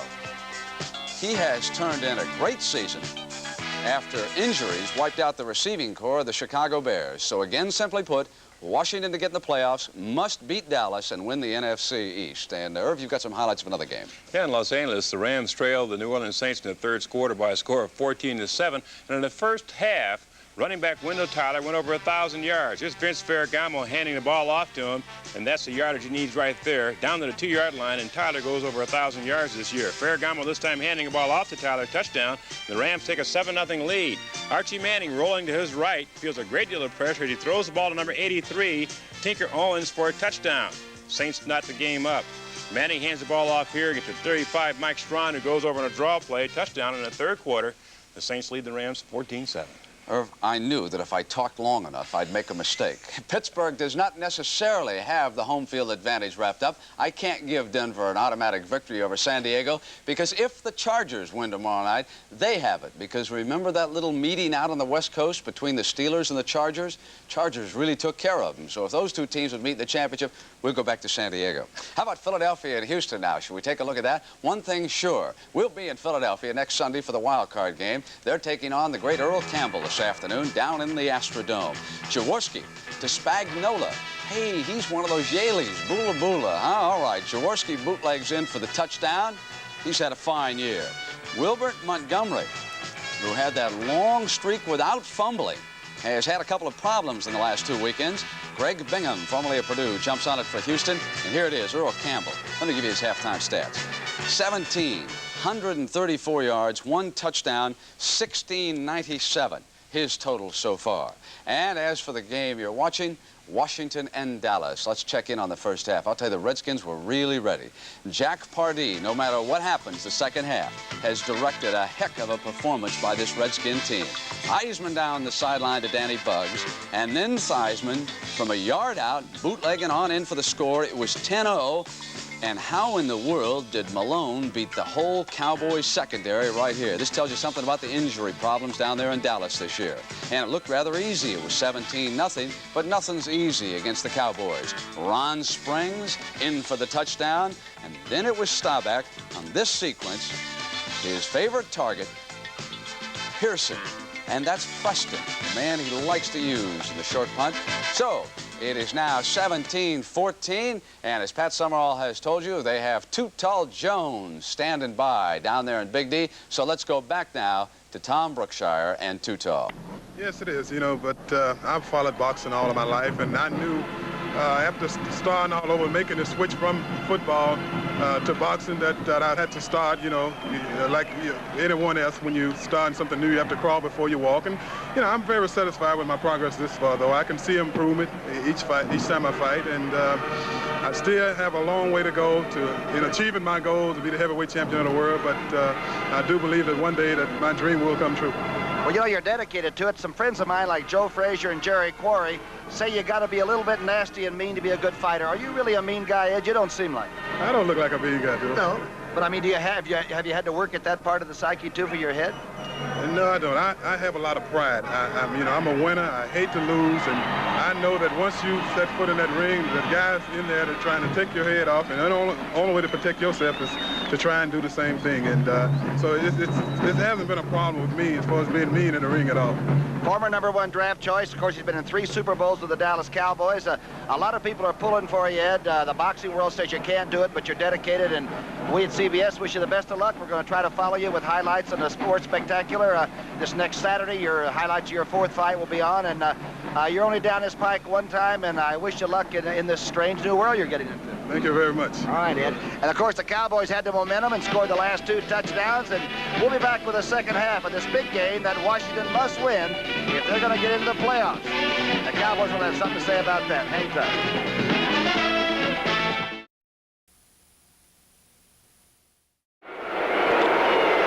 The preceding announcement was furnished by the National Football League. Good afternoon again. Pat Summerall with Tom Brookshire. What do you think of Too Tall? He's not too tall, but he's a nice person. I think he's in a tough world, that boxing world. Boy, that's a lot to learn in a very short time. The contest that's going on behind us, or is about to resume behind us, is most important. Redskins situation now is, because the Bears won by such a big margin, 42-6 over St. Louis, they must win or they are out of the playoff picture. And momentum had swung the other way. The second period really belonged to the Dallas Cowboys. Looked like they got the rushing game going. On yardage, Dallas has 176 passing yards, Washington 132. Time is Dallas now has the clock 19 minutes of that first half, and most of that was the second period. No turnovers. I think the Redskins will have trouble. They got those 2 turnovers early. 2 fumble recovers by Brad Dusek. They got 10 points out of that. They got the big long touchdown by Benny Malone. And then, as you mentioned, things sort of swung in the Dallas direction. The playoff game next week will be in Philadelphia, but we're not sure whether it's going to be the Redskins or whether it's going to be the Chicago Bears. I'm really impressed with Ron Springs, the rookie for the Dallas Cowboys. You can see Dallas coming back out. For a rookie to step in and do the things he's done. He started the opening game of the year when Dorsett had dropped a mirror on his foot. Of course, Tony had a bad shoulder and suffered in the game Saturday against Philadelphia. I think Springs has done a very good job of not only filling in, but doing almost as good a job as Tony himself could have done. Of course, there is, of course, the possibility that if Washington wins, I think I better correct what I said a minute ago, that they would be the division champions and Dallas would be at Philadelphia next week. How do you think the second half is going to develop? It looked to me as if Dallas was starting to be able to run the ball a little bit better when they started their comeback. Well, I think Pardee has really got to let it all out because he's only got a half of football, and if he doesn't win it, they're going to go home anyway and watch on the tube. They might as well go back. They might have to blitz more than they planned doing coming in here, but with a 17-0 lead, you begin to think all we got to do now is pick up a field goal here and something there, and nobody's going to score 24 points on us. And of course, by now, they are very much aware of what happened in Chicago.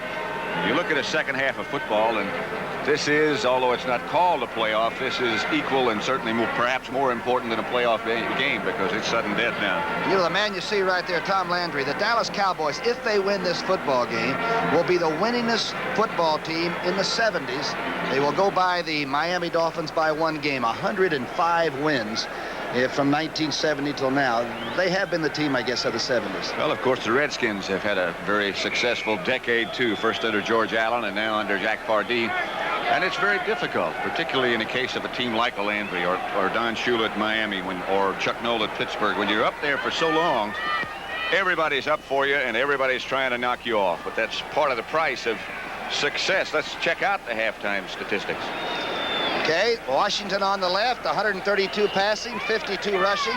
I would say that's probably the area that the Skins would like to get back in business, so to speak. Rush the football a little bit. They average 38 rushes a game, and they haven't been able to keep the ball. At least in that second period, they had trouble doing it. 7 of 11 for Theismann, as you look at the Dallas quarterback, who is 13 of 22. And the clock, of course, in favor of Dallas, but clocks do not take you to NFC playoff games. Bobby Hammond will check back deep for the Washington Redskins, and Raphael Septien will kick off for Dallas. There's Hammond, number 34. Septien, of course, is number 1. By the way, in that Chicago-St. Louis game, again, which was won by the Bears 42-6, O.J. Anderson finished the season with 1,605 yards. Walter Payton edged him by 5. He finished the season with 1,610 yards. Of course, Earl Campbell is still going for the NFL rushing crown. Septien puts Hammond back in the end zone, and he comes out. And he comes out before he is knocked out of bounds, and a penalty marker goes down back inside the 20. That was Larry Brinson that chased him out of bounds, number 36 for Dallas. They're going to call Harmon for probably clipping on Cosby on the run back. But it did show that the Redskins had thought, come on, let's pick it up. We're going to get the ball. Let's use it. Long drive, get 7 points, and sort of force Dallas's hand. We were talking while we had a minute ago about the winningest team of this decade, the 70s. Here's the run back again. Realize that no team has beaten Dallas twice in the same year. Illegal block below the waist on the kick return. No team has beaten Dallas twice in the same year since 1970. Redskins beat them 34-20 up at RFK Stadium. That's quality control, isn't it? That's consistency, the name of the game. And so the Redskins operate from their own 9-yard line. Joe Theismann gives to Riggins. And Riggins breaks a couple of tackles, still on his feet out about the 18-yard line. Got an 8-yard pickup by John Riggins. Harvey Martin came from the opposite side of the defensive line to make the tackle. That's what the Skins must do. They run right at John Dutton and away from Harvey Martin on the far side. Hermelin tries to cut him off. Watch the pursuit of number 79. Of course, he and Randy White on that side were MVPs of the Super Bowl win over the Denver Broncos a couple of years ago. Second and a very, very short amount of yardage required for a first out. And this time it'll be Theismann to keep it and make it himself. Hankman was the linebacker on this side, and the fake was so good by the former Notre Dame All-American that everybody went inside, and Theismann almost turned that into a long gainer. There's Drew Pearson smiling over in front of the Dallas bench. Would remind you, however, that the Redskins still lead 17-14 with almost a full half to play. Seattle in an effort to knock Oakland out of the playoff picture. They lead 24-17.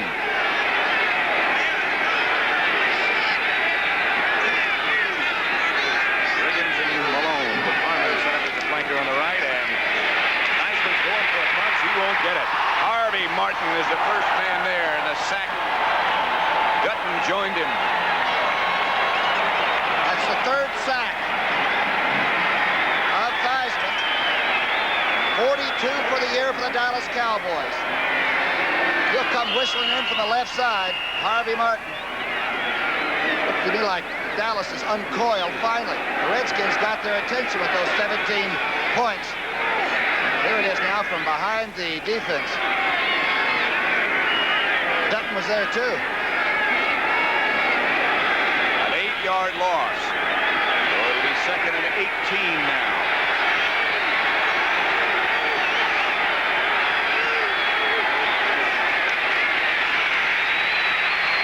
Theismann, the ball knocked away. The defensive play on Riggins, the intended receiver by Mike Hegman. And a good play by Hegman because the man in motion pulled him all the way over the formation. Watch him now to the right side, pick up the man coming out of the backfield and play the ball very well. Good play by Hegman.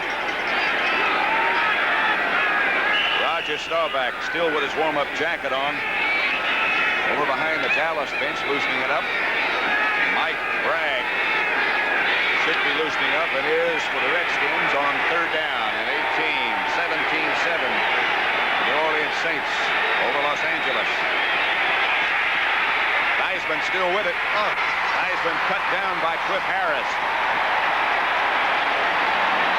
The free safety man waited for him to come out. Looks to me like the Redskins are taking back a little bit now.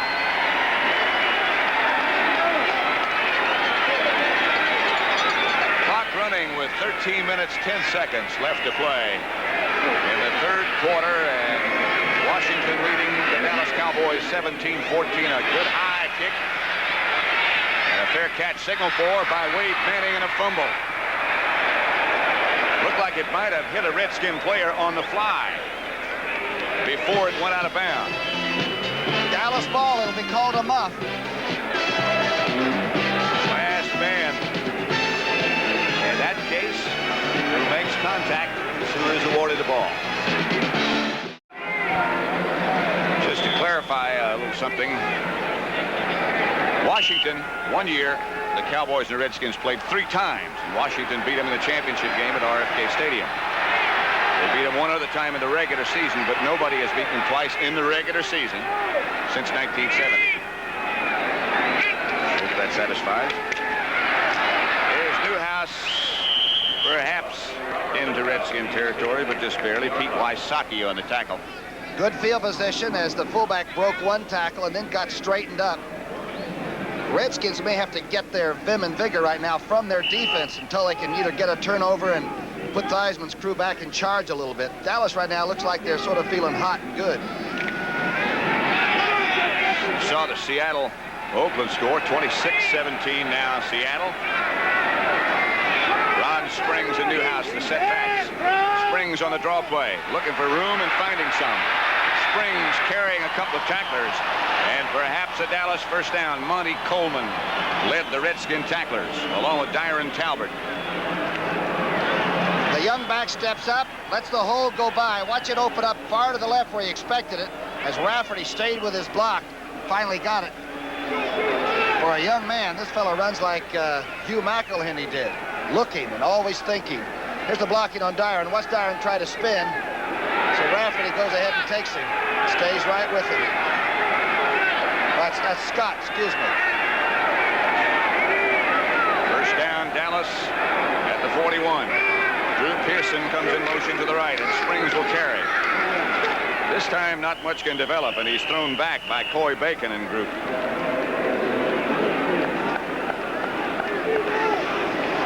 Dan Reeves is upstairs calling down plays to the coach, who will then send in a player to notify his quarterback. That player is Doug Cosby. What's complicated, isn't it? It really is. Billy Joe Dupree goes out.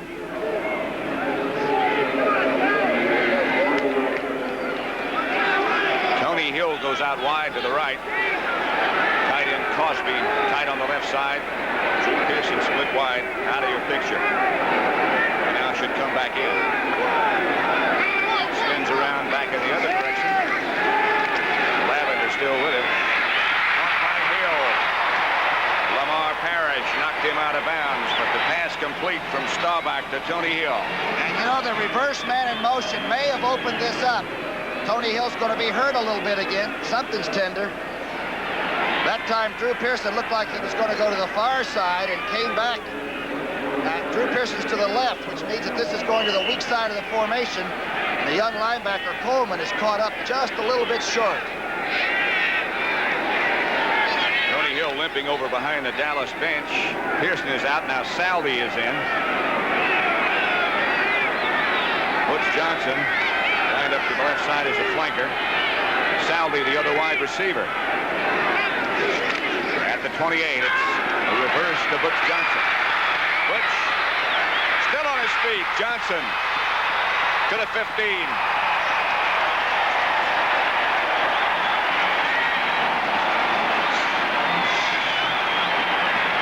Last week, Butch Johnson caught the double bubble for the big touchdown in beating Philadelphia.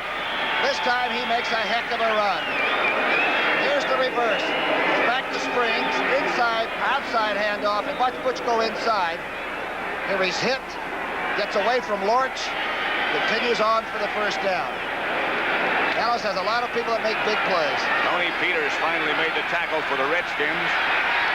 First down, Dallas at the Washington 15. Now less than 10 minutes left to play in the third quarter. Staubach fakes, throws for Tony Hill. Overthrows Tony Hill. Lamar Parrish was fooled momentarily but got back quickly.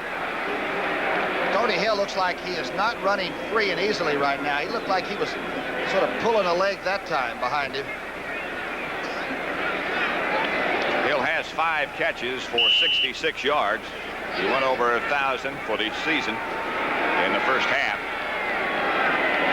Going to throw down here. You got to block Coy Bacon. Donovan's got that job.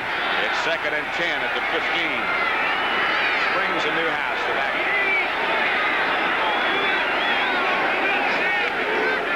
Off to Ron Springs. It cuts back inside to about the 10. A pickup of 5. Dyron Talbert made the tackle or led the Redskin group that brought him down. Good call. Good offensive play. Took Coy Bacon outside, and Scott took the defensive tackle inside. You're right behind the formation. Watch Scott straight ahead. 68. That's Dyron Talbot to spin out. Cosby is blocked on Coy Bacon, and Donovan went through on the linebacker. So it'll be 3rd and 6. Reston Pearson caught a touchdown pass in the first half. It is in the offensive setup for Dallas. Lined up on the right side. Staubach looking for him and got it. Pearson to the 2. Mark Murphy on the coverage. Staubach looked nowhere else. Brad Goosey comes on the blitz on the outside. Pearson just checks out. The great thing about the play was that Roger relaxed even more when the pressure's put on him by the linebacker. Watch this. He really relaxed and just sort of said, okay, make it easy. 1st and goal from the 2. Cowboys have Springs and Newhouse.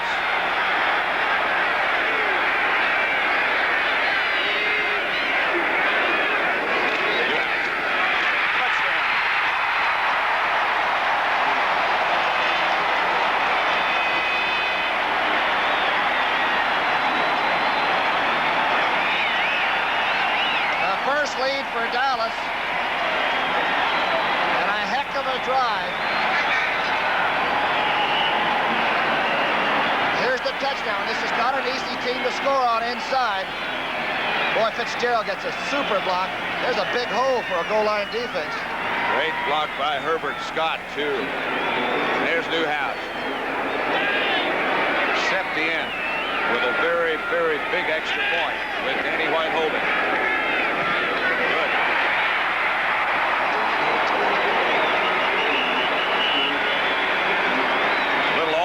And a little pushing and shoving going on between Danny White and Coy Bacon right now. Randy White, I should say, not Danny. That's a little bit better match. Straight ahead football. Dallas has become more basic. Cut some of the frills off. Looks like it's working. 8 8:16 left to play in the third quarter.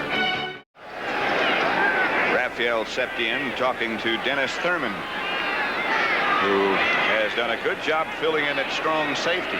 Also credit Harvey Martin for a big sack when the Redskins had the ball that last series and forced the offense to stop. 8:16 left to play in the third quarter with Dallas in front for the first time.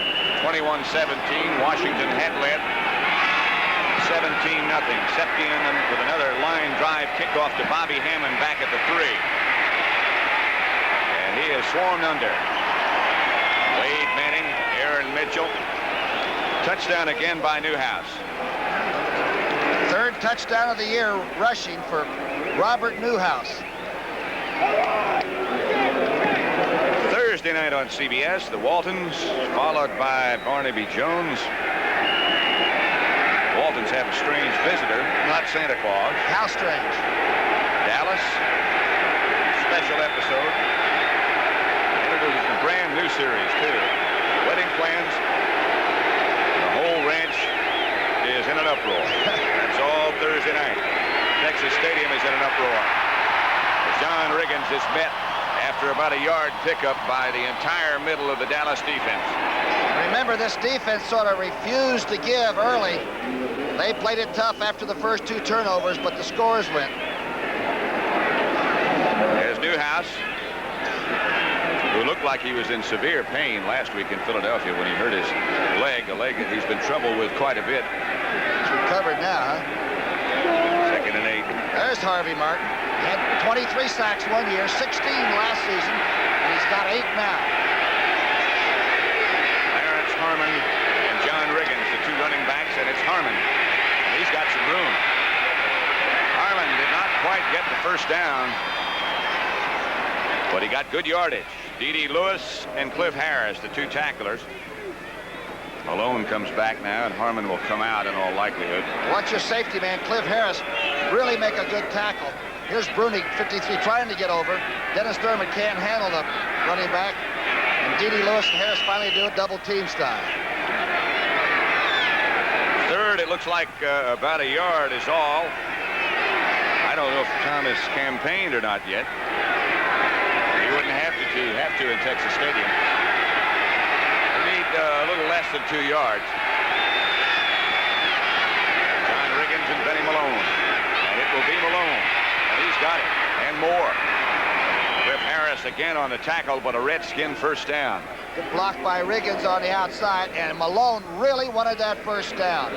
And this is what Washington has to do, is really attack. Blocked to the top by Riggins. Now watch Malone. Carries Harris right on for the first down. Good effort. First down Redskins at their own 37. It is cold in Dallas. Philadelphia beating Houston 19-10 in the third quarter. Playoff game in Philadelphia next week.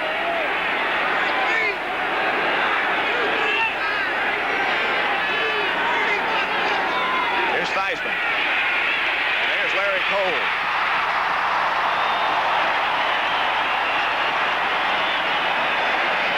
That's the 4th sack of Joe Theismann. And Larry Cole, number 63, who doesn't like publicity, does like to play defensive left tackle and not defensive left end. What a move, huh? That's Dutton to the left, and Cole is top center and steaming in. Great effort. So it'll be second down, and the Redskins now need 20 for a first down. Harmon and Riggins, the 2 setbacks behind Theismann.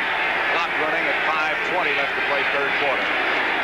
Inside handoff, and Harvey Martin wrestles Riggins to the ground. Let's see if Harvey takes the inside rush. Watch the left of your screen and see where 79 comes from. It's a misdirection that never gets started. Martin took the inside and Randy White took the outside. Here now you can see it. The misdirection doesn't fool Harvey Martin at all. 3rd and 23. Here in Dallas, they still remember that field goal that Mark Mosley kicked up at RFK Stadium. Here is Benny Malone and stop after very, very few yards, led by Mike Heckman. Aaron Mitchell. There's the captain of the defense, Harvey Martin. And this stadium is turned on.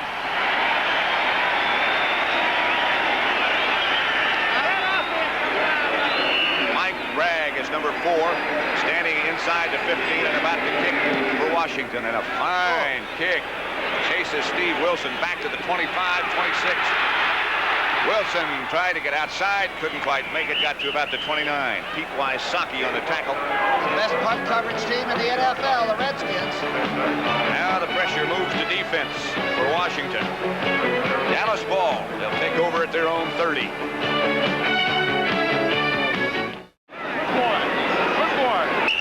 Jack Pardee at Texas Stadium.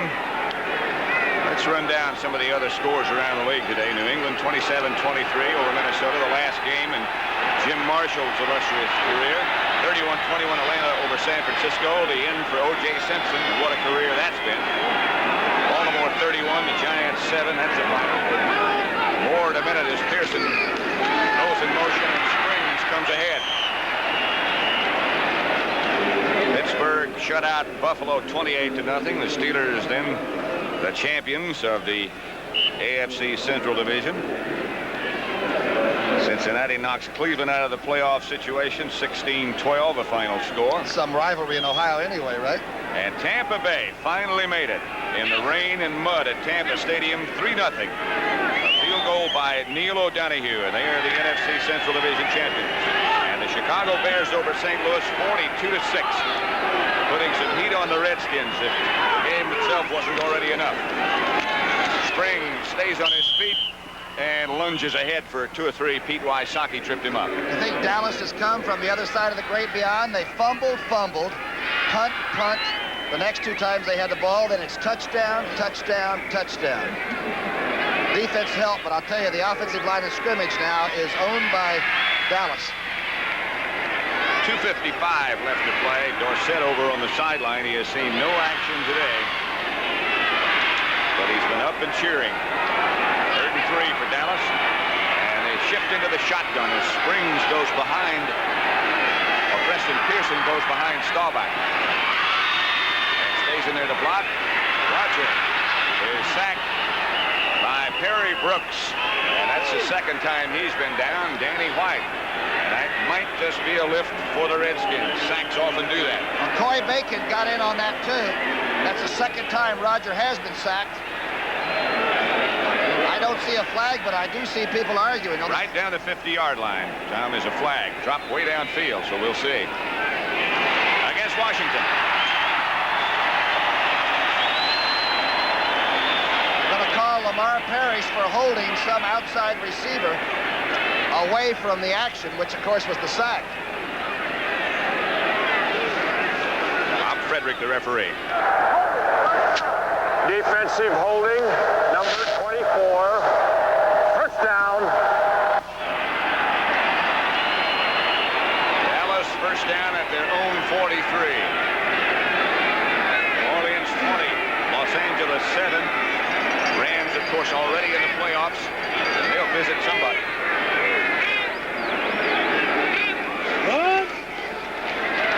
Springs lunges for 1 or 2 after he's hit about a yard behind the line of scrimmage by Brad Dusick. The Aggie really made a tackle. That was a solid. You could hear it clear up in the upper deck here at Texas Stadium. Springs had to feel that. Solid hit. That's now in the 4th quarter in Houston. Philadelphia 19-10 over the Houston Oilers. Springs has 73 yards rushing. Got about a half yard on that carry. 2nd and 9, we'll call it. As Staubach throws for Springs.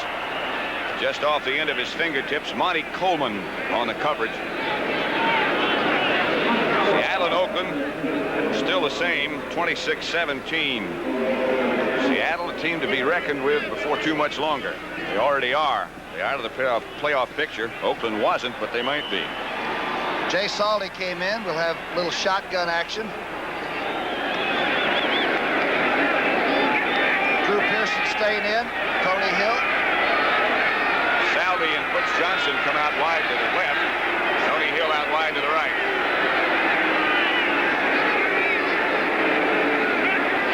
Staubach from the shotgun, and they blitz him.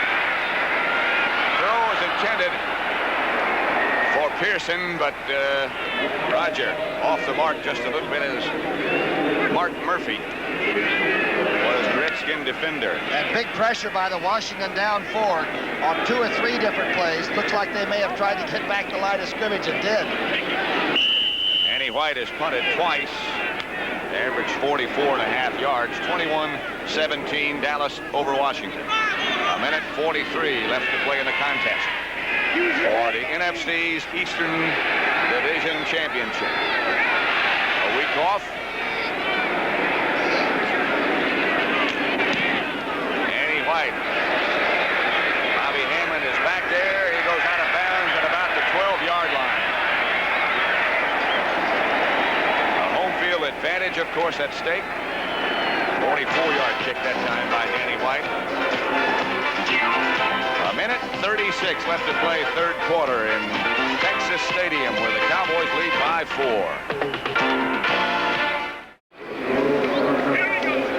There's reason to be jolly if you're a Dallas Cowboy cheerleader at the moment. Philadelphia 19, Houston 17. Fourth quarter at the Astrodome. Here it's 21-17. Dallas leading, and here's Riggins. Riggins, with just strength, gets about 4 yards. With the whole fourth period left to play, it seemed to me like the Redskin defensive line reasserted itself in that last defensive series, but now it's up to Theismann. The offense really hasn't done anything since early in that second quarter. And there are a lot of eyeballs from the Redskin bench saying, let's get it going. Heat it up. Give Riggins 5 on that carry, so it'll be 2nd and 5. The line of scrimmage, the Redskin 18. John McDaniel, Ricky Thompson, the wide receivers. Here's Riggins again. This time he's got the first down. Riggins with good speed to be so big. Say he had a 9.600 as a prepster back in Kansas before he went to become a Jayhawker. Had a little trouble adjusting to Washington the first year, and now just feels right at home there in the Potomac. Funny how success will do that, right? That helps out a lot of things, doesn't it? A big fullback who can get outside. You can see Harvey Martin and D.D. Lewis chasing. And Bruning finally in on the tackle with Cliff Harris. First down, Washington at the 25. 8-yard pickup by Riggins. John McDaniel in motion, and Theismann throws to him and got him. Aaron Kyle on the tackle. But the Redskins seem to have settled themselves down a little bit now. This one is far, far from being over. How many of these Washington-Dallas games have we seen to where a Longley would come in and throw a long pass, or a Mosley's teeing up a long field goal possibility to win or tie a game? Who could ever forget the Redskins' victory up there last year, 9-5. Jack Pardee's first victory as the head coach over Dallas. Of course, he was in many himself as a linebacker for the Redskins. Here's Riggins. And Riggins bangs out to outside the 40 to about the 44. Again, Cliff Harris is forced to make the tackle. Dallas defense read it so well that they overran the play, and Riggins just staggered off behind it. Redskins shuffling their wide receivers back and forth. McDaniel and Buggs. Look at this run by Riggins. And the balance. Watch White fight the action. Larry Cole overruns it, does a Veronica, and doesn't make the tackle either. Riggins, 14 carries, 66 yards. On the move. And so is the clock. Now with 8 seconds left to go in the third quarter. And Riggins again on a misdirection. Almost broke another one. Randy White tripped him up, however. Running straight at Harvey Martin, Randy White, which will also take the heat off Theismann perhaps when he passes.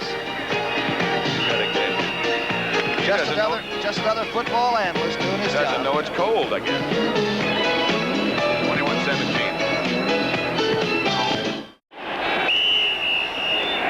Pat Summerall of town Brookshire at Texas Stadium, where the Redskins have marched up to their own 48-yard line, all done on the ground, mostly by Riggins.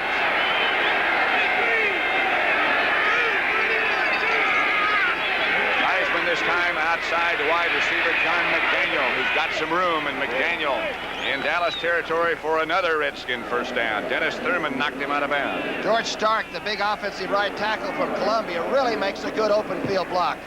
It's a quick screen to the right side. The fake to Riggins sort of got pressure off the inside of the formation. Watch 74 now. On Benny Barnes, drive him straight back. Dennis Thurman knocked him out of bounds. Thurman playing in place of the injured Granny Hughes. At the 42, another first down for the Redskins. Opening seconds of quarter number 4. Dallas leading 21-17. Under pressure, throwing deep, and going to overthrow his intended receiver, tight end Don Warren. A lot of pressure that time on the quarterback, but to give Theismann the benefit of the doubt, he looked over 3 different receivers and then threw a hot ball because he was being rushed, but not badly handled. Look, he's looking left. Now he looks back right. Now he feels that pressure and says, all right, I'll go ahead and airmail special this baby where nobody can get it. E.D. Lewis made a blitzing move and caused Theismann to step up in the pocket. He's the only quarterback to start every game for Washington since Jurgensen did it in 1970. They've always been with different quarterbacks, haven't they? What a year he's had, the best ever by far. He gives to Ike Forte, and Forte fumble. Washington got it back. Ricky Thompson came in and made the recovery.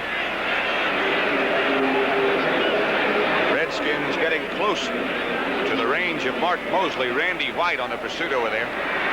This is the way the Skins played a lot this year. They, like I said, the average rush is 38 times, which is a lot.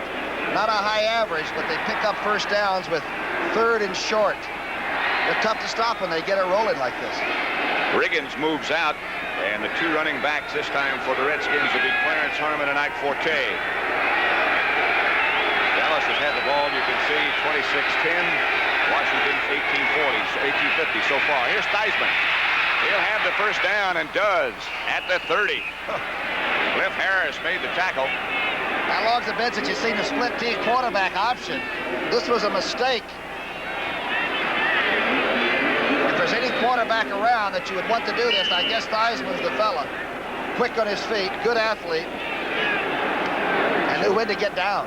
Joe Theismann, who spent some time in Canada, was drafted originally by Miami. Now 30 years old. Runner-up in the Heisman Trophy competition. 1970 to Jim Plunkett. Riggins and Malone now in the backfield. He fakes to Riggins. Got a blocker out in front. Has a receiver open. And he manages to keep feet in bounds and make it a complete pass. Ricky Thompson with the toe dance on the sideline. We'll try to take a look and see if he gets away with it.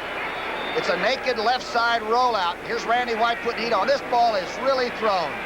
Did he get 2 feet down? Yes, he did. That's a good effort. That is some effort by Ricky Thompson. I can't believe he did this to these Texans. He's from Waco. That was Terry Hermeling who came out in front of Theismann to offer some protection. And the Redskins come right back. 13-12 left to play in the football game. It's 21-17 Dallas. There's Malone. Inside the 15 to about the 13-yard line before he is taken down by Dennis Thurman. Malone runs just like his older brother, doesn't it? He's going in all different directions. That would be Art. Art Malone. Who is about as quick off the ball as I think anybody I've ever seen. Jack Pardee looking on. Another Texan. Played 6-man football in high school. Cristobal. Well, there are 12 Texans on the Washington team and only 3 on the Dallas team. Is that true? That's true. John McDaniel and Ricky Thompson. Both split wide to the left. Riggins breaking tackles, penalty markers down. It looked like somebody on the Redskins might have moved. Perhaps Benny Malone didn't get set.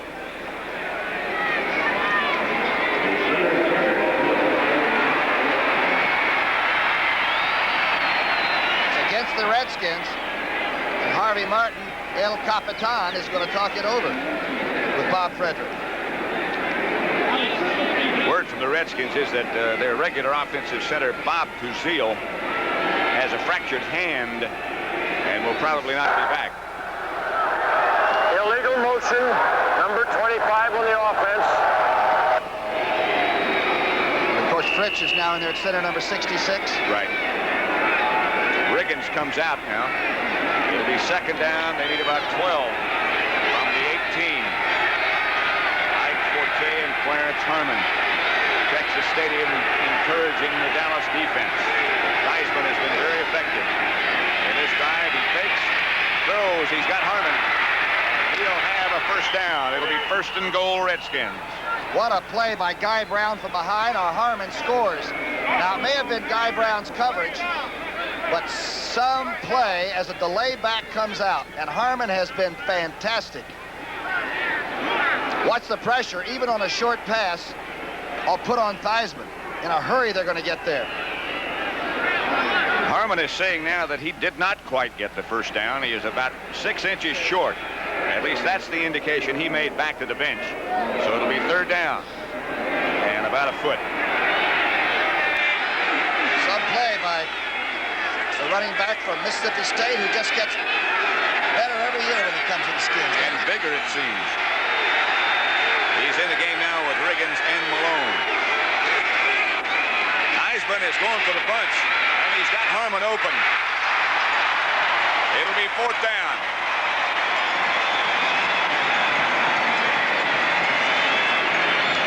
Redskins brought a big contingent of fans. They're down, located in that end zone. How close did it come to the hands? I couldn't tell whether Theismann took a little off or if he just missed the receiver. It looks like Harmon's going to break open. He is open. Got to go after that one. And the Redskins now will settle. It would appear, at least, for a field goal by Mark Mosley. Theismann holding, don't forget that. Mosley rips it good. It's 21-20. Wow. And 11 minutes, 24 seconds left. And don't forget what tremendous range Mark Mosley has. He was hitting from outside 55 yards during the warm-up before the game. 21-20. Tom Landry studying his notes. You see Danny White, the backup quarterback for Dallas, warming up in the background. Raphael Septien to kick off. I beg your pardon, Mark Mosley to kick off. Ron Springs back deep for Dallas. That high Mosley kickoff puts Springs back at his goal line. And he is on his head at about the 14. Bowl games coming up on CBS. First will be the Sun Bowl, Washington against Texas, next Saturday at 1:30 Eastern Time. Our two horses are waiting for us for the parade down there, I heard. Mine can't still be there. Let them go alone. If we're not there, just go without us, right? Christmas Day, the Blue Gray Football Classic. Peach Bowl, Monday, December 31st, Clemson, Baylor. Cotton Bowl, Houston, Nebraska, New Year's Day.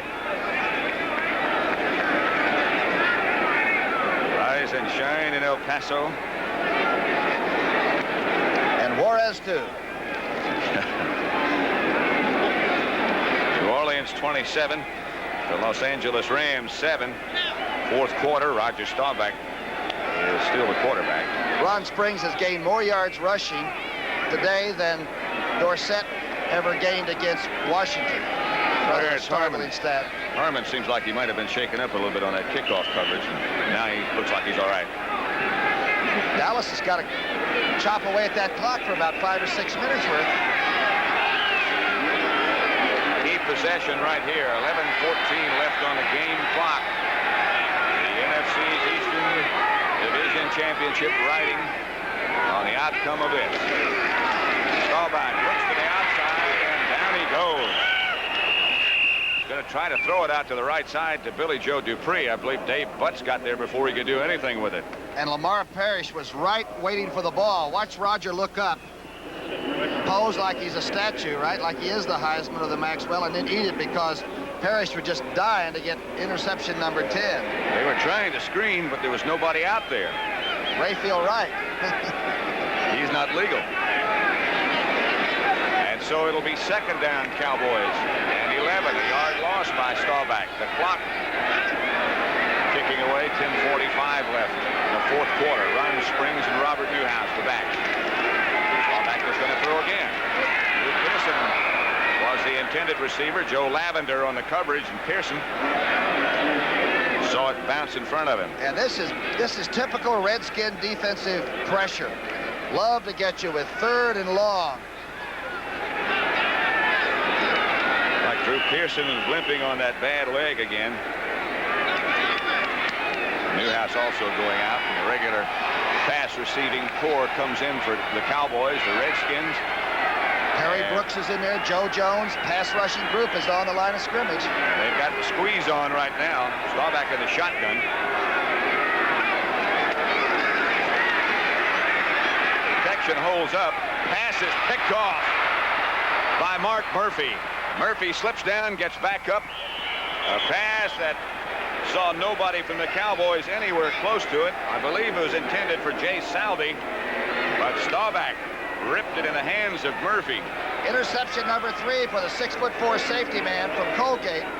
But a big job of preparing the right defense for the right situation. Roger never looked to another receiver. You seldom see him just stare one receiver in the back like that. He is talking to Saldi over on the sideline.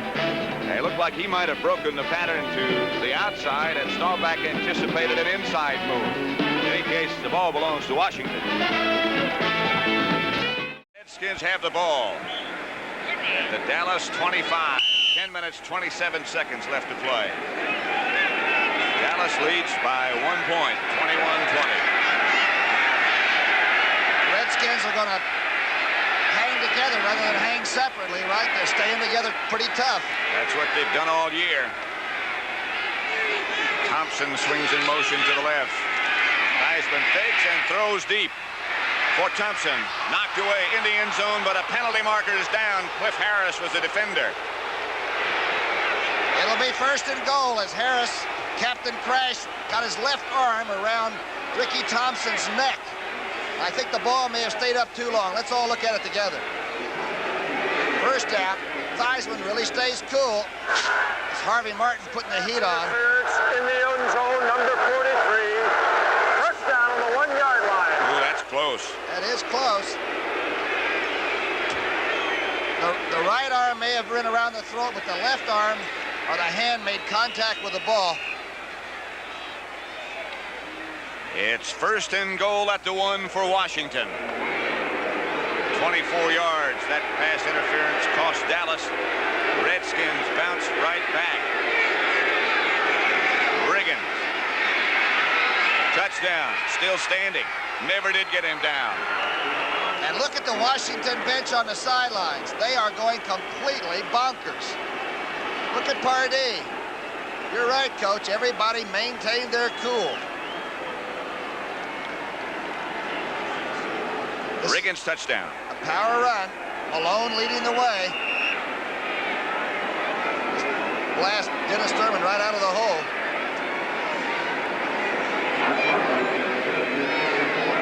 Clarence Harmon, a key block up in front of him.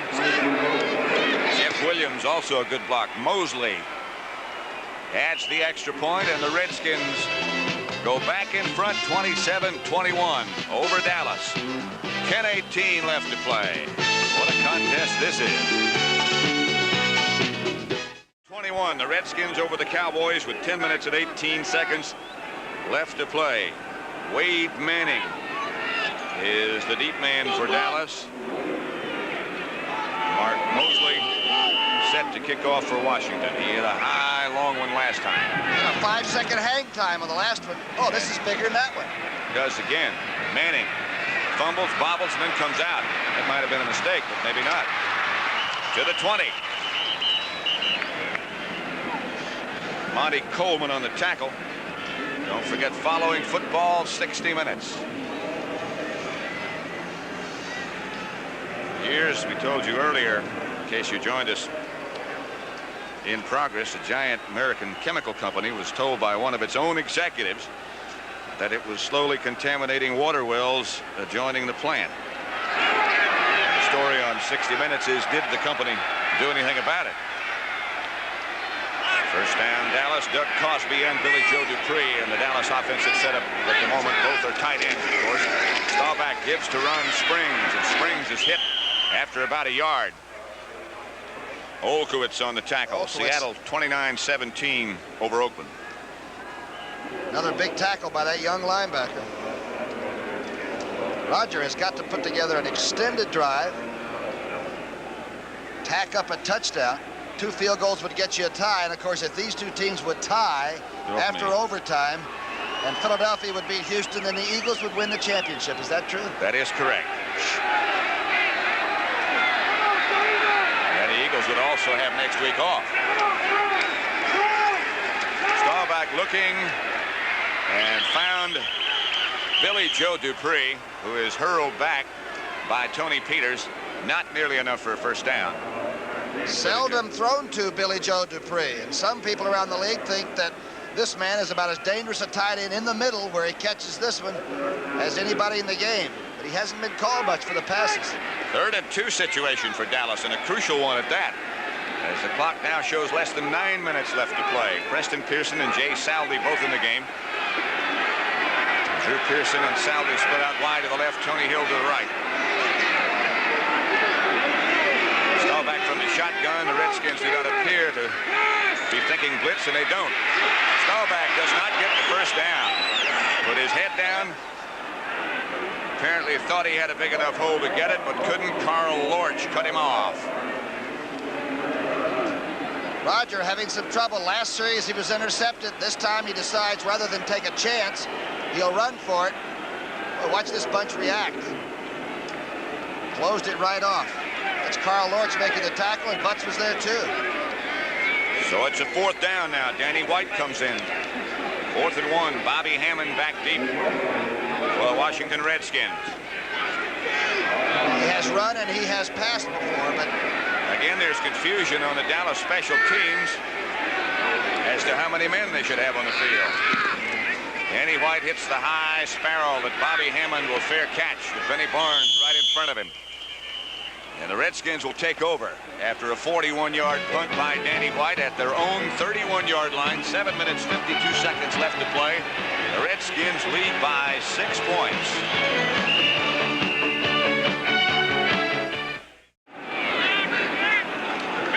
Redskins 27, the Cowboys 21. turnovers. Dallas 3 turnovers. The Redskins none. 1st and 10 Washington at their own 31. Riggins. And Big John slants off the right side for about 3 or 4. Mike Hegman on the bottom of the pile is the first Cowboy to hit him. Frustration now. Defense says we got to beat on some backs and make somebody cough the ball up.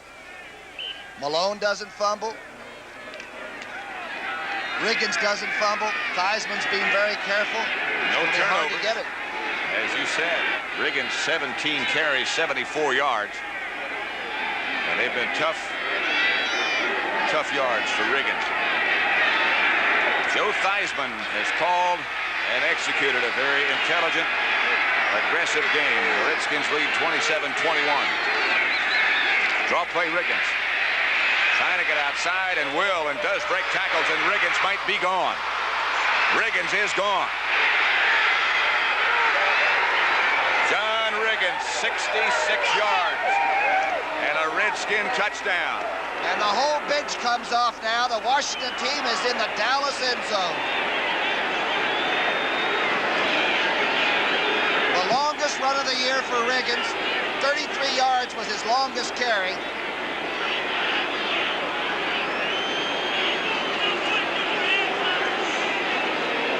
Here is Riggins' run again. Off the right side. Let's see what happens.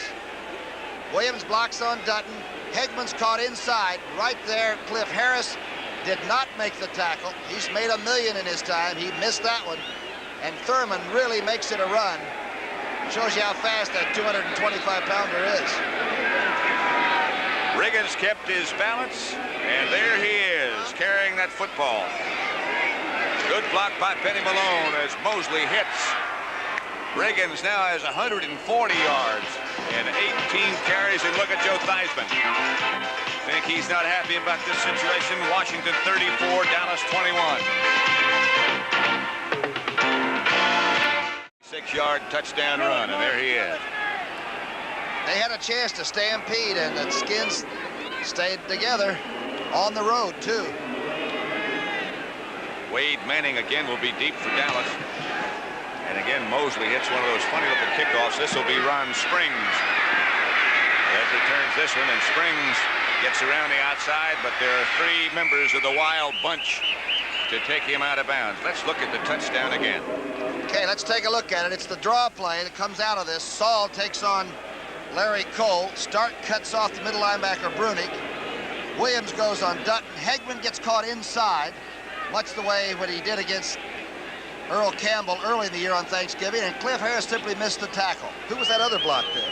That other block was by Benny Malone on Benny Barnes. And Riggins took advantage of cutting back inside that. And Dallas has a first down at their own 20. And now it's the Redskins 34, Dallas 21.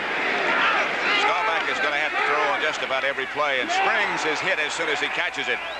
That should be Lavender, shouldn't it? Wysocki is the first man out of there.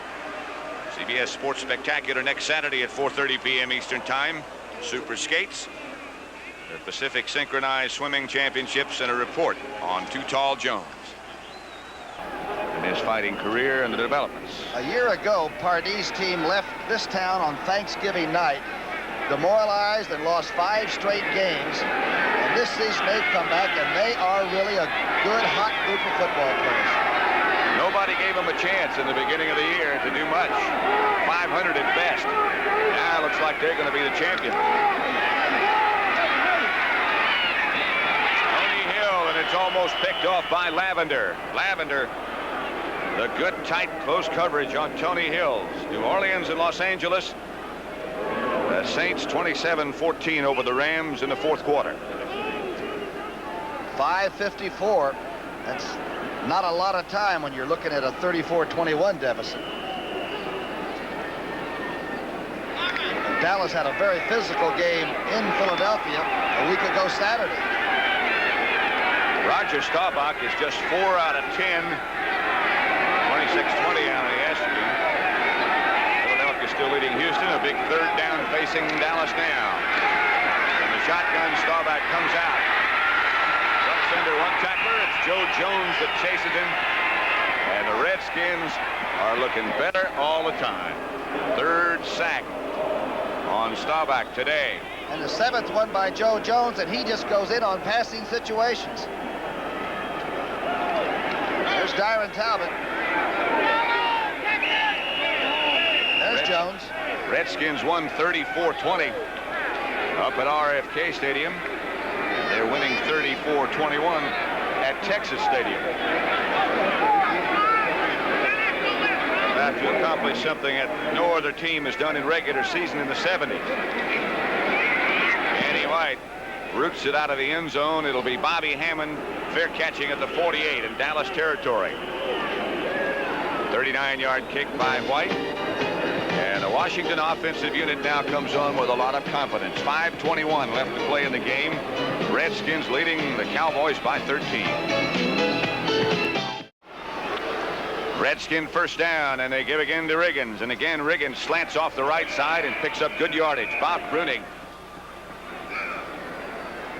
was the first Dallas Cowboy to make contact with Riggins, but he still got about 5. In that 3rd period, there was one series where the defensive line of scrimmage was sort of gobbled up by the Redskins, and they changed all that momentum.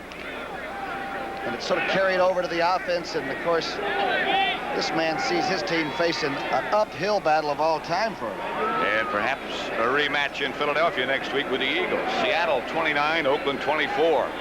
Raiders not dead yet. clock running at Texas Stadium with the Redskins leading Dallas 34-21.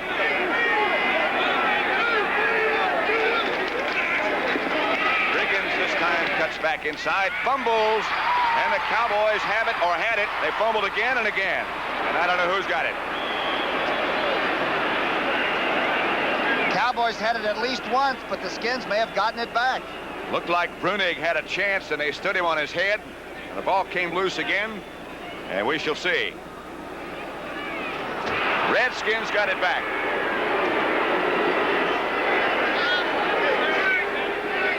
Riggins trying to protect the ball and himself.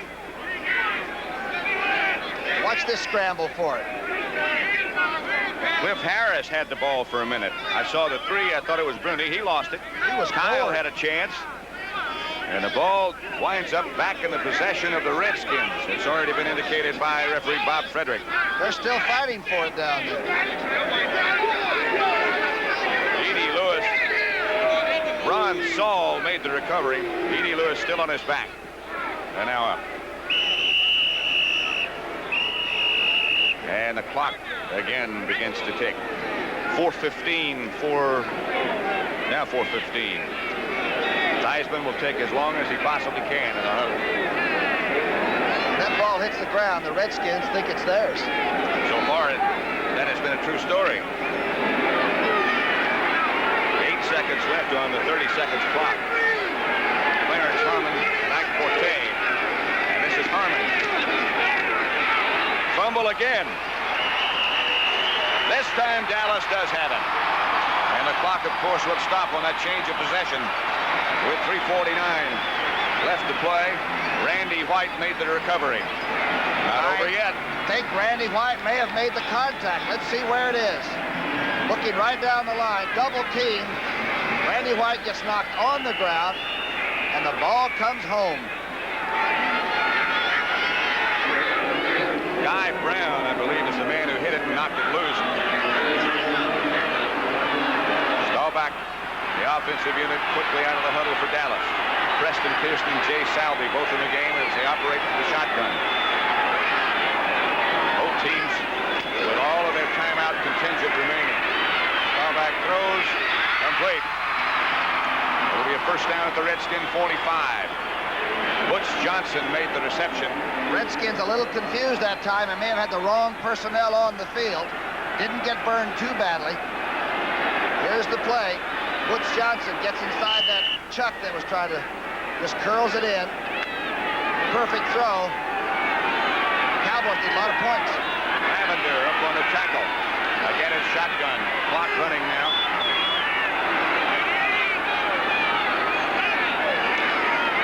Here's the blitz. Staubach stays in. Tony Hill. A double juke didn't work. Again, it's Lavender on the coverage, but it'll be another Dallas first down at the 26-yard line of Washington. 18 yards on that pass completion. Roger Staubach's got pretty cool nerves. He stayed right in there against the blitz and threw a perfect strike that time.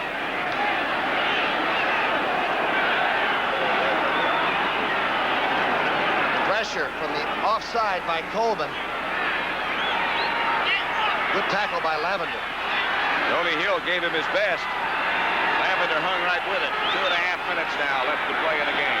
Staubach operating from the shotgun. They fake the blitz. They don't.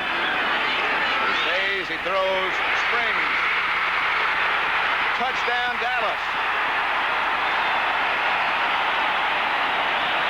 There are no flags on the deck.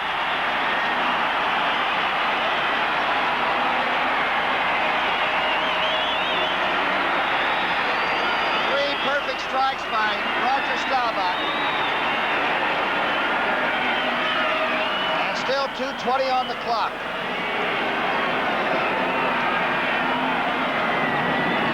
Springs. What an effort. Hit by Waddy. And leg strength exhibited by Ron Springs. You think this is not a big extra point? Raphael.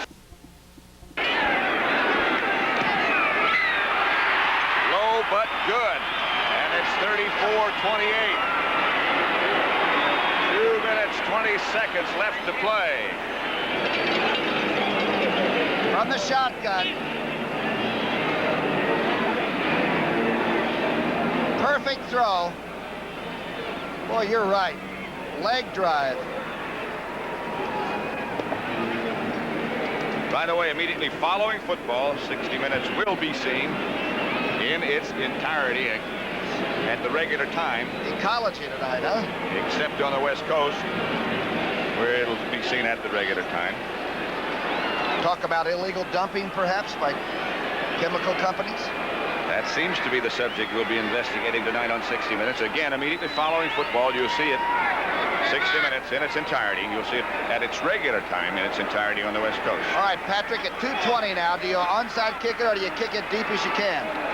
I think with a situation like this, with the leg that Mark Mosley has, you kick it as deep as you can.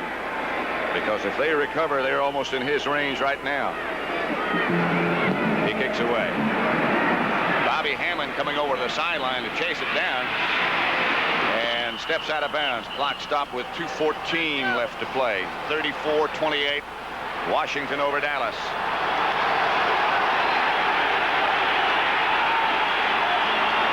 Very cold in Dallas, and a lot of the fans have departed, but those who have stayed have come alive. Remember, we have a substitute center in as Kuzil is out, and Ted Fritsch is in, number 66. Every handoff, every snap, very important now. Crowd chanting defense now. That's the final score. The Saints 29, Los Angeles 14. Now the clock will start. Theismann wastes no time, goes right out. Dropped the ball, a fumble. Incomplete pass. Danny Buggs had it, dropped it, fell on it. It looked like a fumble, but they called it incomplete. How about a lateral? It was awfully close. How about that call? Jack Pardee. Redskin coach has done a marvelous job no matter what the outcome of this game is. Those of you who watched Los Angeles and New Orleans, welcome to Texas Stadium, where the score here is the Washington Redskins 34, the Cowboys 28. Washington led at 1.17-0. Dallas took the lead 21-17. The Redskins came back. They led 34-21, and now it's 34-28. Theismann gives to Riggins. Riggins bowls out for about 8 yards. Randy White came and hit him.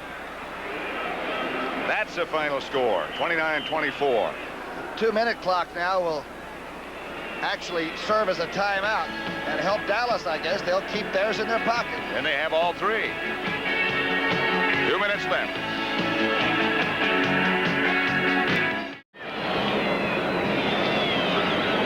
Well, when it's for the championship, you expect it to good when they're playing for the whole bunch, don't you? Riggins has 153 yards rushing. Do that against Dallas, your game goes forever down here in one of these saloons. They don't forget. With all that's going on here, that loss by Oakland eliminates them from the playoff picture now. This is about a long yard to go on this third down. A very dangerous defensive line of scrimmage, but you've got to put everybody you can right on there and stack it. The scoreboard says 3rd and 2. It doesn't look like they quite need 2 to get a first down. Theismann, don't forget, many times in situations like this, has utilized his own athletic ability and kept it on the rollout. He has Riggins. It looked like Malone might have been in motion, but he just took off the ball and they stopped Riggins. Larry Cole. What a play. What a tackle by number 63. Watch this effort by number 63 on a great running back. Dallas has used a timeout. Here's Cole. Fritsch tried to cut him off the offensive center, and the old man came to play. Ho, ho, ho. And what a play. Not over yet.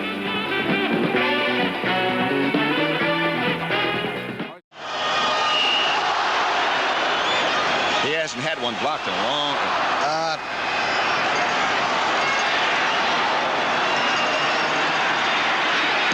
does not try to block it. Mike Bragg. Fair catch signal for by Steve Wilson at the 25-yard line. Dallas used one of their timeouts, a 45-yard punt by Bragg. The Cowboys have the ball at their own 25. Short passes and trick plays. If you've got a certain play that will get you about 20 and get you out of bounds, you're going to see it in this drive.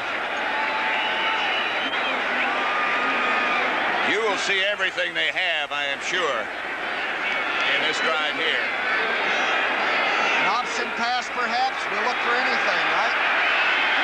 They operate, first of all, from the shotgun on 1st and 10. Staubach asking for quiet as he lines up deep.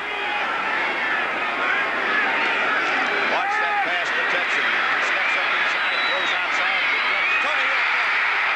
Tony Hill, what a play. Clock still running. The ball was deflected. Hill came back and got it.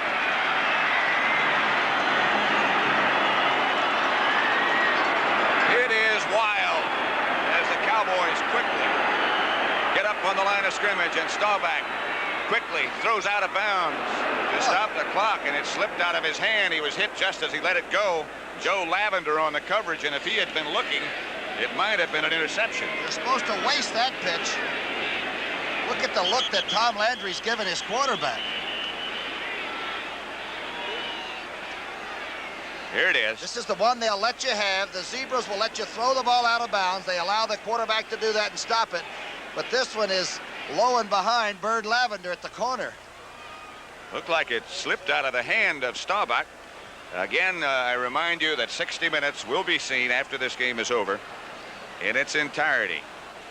It'll be seen at its regular time, of course, in its entirety on the West Coast.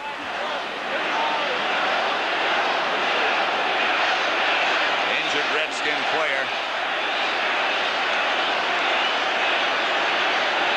is number 79, I believe. Coy Bacon, is it? Coy Bacon, yes.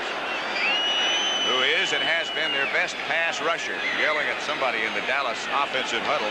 Donovan has been battling Coy Bacon. There are two Pro Bowlers battling on the line of scrimmage. And Carl Lorch moves in to take his place. Joe Jones stays at left defensive end. You got to think about Tony Hill's capabilities and wonder if Drew Pearson is 100%. Let's see if Drew's in. I see Preston in there. Here comes Brooks Johnson splitting wide to the right. Jay Salvey inside him. Preston Pearson in the game. Springs in the game. And Tony Hill wide to the left. Redskins again with a four-man rush, and the pressure is on Staubach. He ducks under it. Throws for Preston Pearson. He has it at the 33. They had Staubach and couldn't take him down. I think it surprised him as much as anybody else. 22 yards, a Dallas timeout. I think it's Perry Brooks, number 69. Let's see where the pressure comes from. Under it, it is Brooks. Now a move to the left. Roger throwing strikes now and having to run to get it off. We have Preston Pearson in single. Fakes outside, cuts back in right behind the rookie linebacker Coleman. Calls for the catch. Ray Waddy on the coverage. Perry Brooks had a full shot at Staubach, and he ducked under it. Rogers 22 of 38 for 300 yards. And with 1:07 left, still needs a touchdown. Field goal won't do any good. Wild card game next week, next Sunday. Pre-game at 12 noon in Philadelphia. This is some vote being taken right here on the sidelines. I'll tell you. First down, Dallas. They're at the Redskin 33. 1:07 left to play. Washington leads by 6. In a long time. 1:07, you can take your time now in any pattern you want. A crossing pattern all the way across. One timeout left for Dallas. Shotgun formation. Low snap. Staubach scoops it up. Protection good. It's to Tony Hill. It's over his head. Ray Waddy and Joe Lavender back on the coverage And it'll be 2nd and 10. Still over a minute left to play. Minute 1. Defense, you're really checking the clock. You don't have any choice on offense. You need a touchdown and an extra point. Really is unimportant, but Washington used a timeout earlier, so they only have 2 left. Dallas has 1.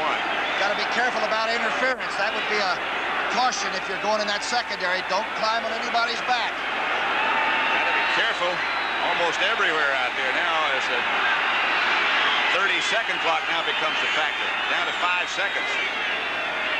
They'll snap it soon. They just beat the clock. Staubach throwing. Pearson has it. Inside the 5 to the 7. Ray Waddy on the tackle. Timeout's been called by the coach. Roger Staubach has never thrown any better strikes than he has in this 4th period. Pass protection, pretty good. Great catch by Preston Pearson. Unbelievable. Unbelievable. It'll be 1st and goal, Dallas at the 8. And watch him stand in there. They kept the pocket clean and allowed him the time.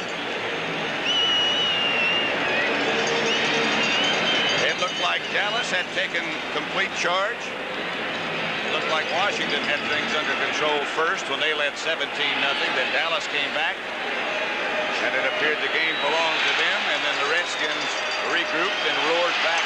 And now it's Dallas working. And the experience factor is very important on both sides. Pearson's been with, what, 3 different teams that have been in the Super Bowl. Baltimore, Pittsburgh, and Dallas. He is the oldest running back in the NFL.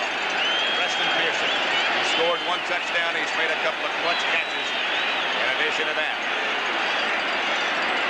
Long way to go, though. That's not easy down there. Dallas is going to take, it appears, full advantage of that entire timeout. Bob Frederick now says starting. Pearson's out, and Ron Springs is in. Jack Pardee. Wow. Talk about pressure.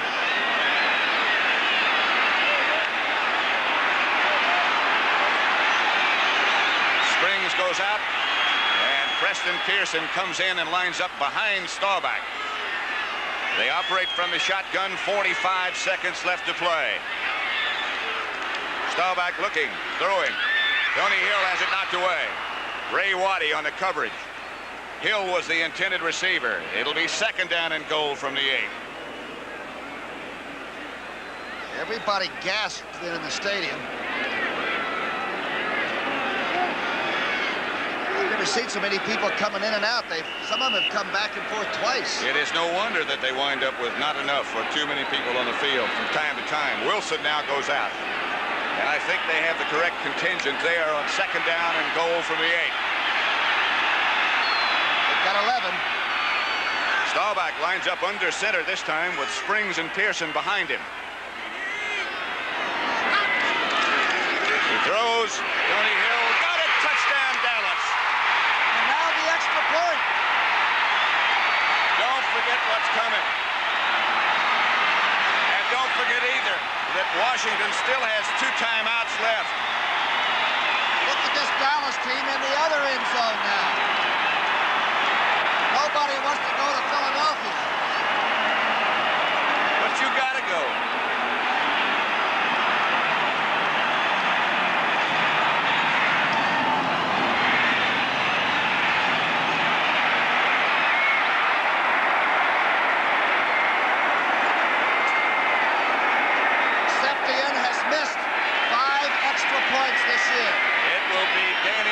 Holding.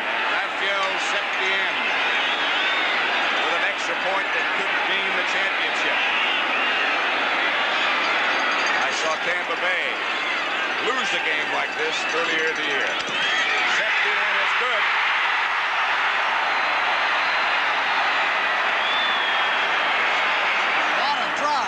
What a drive by the Dallas Cowboys to get the touch.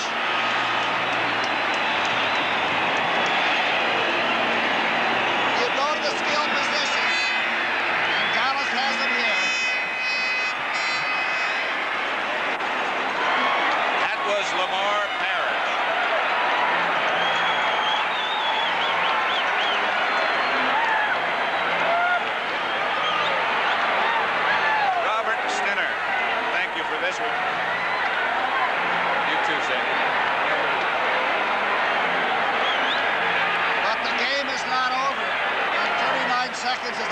time. Don't forget that the Redskins still have 39 seconds and 2 timeouts left. And all they need is to get Mosley in range. It is not over yet. A wild card next week. Next Sunday, the pregame show at 12 noon from Philadelphia. Staubach in the 4th period threw the football as well as he's ever thrown it in his life. And also give credit, Tom, to that Dallas offensive line. He had time to throw. There's Septien. A high, deep kick chases Hammond back to the goal line. And Bobby Hammond streaks to the outside, is down at the 25, where the Redskins will take over. They have 2 timeouts left.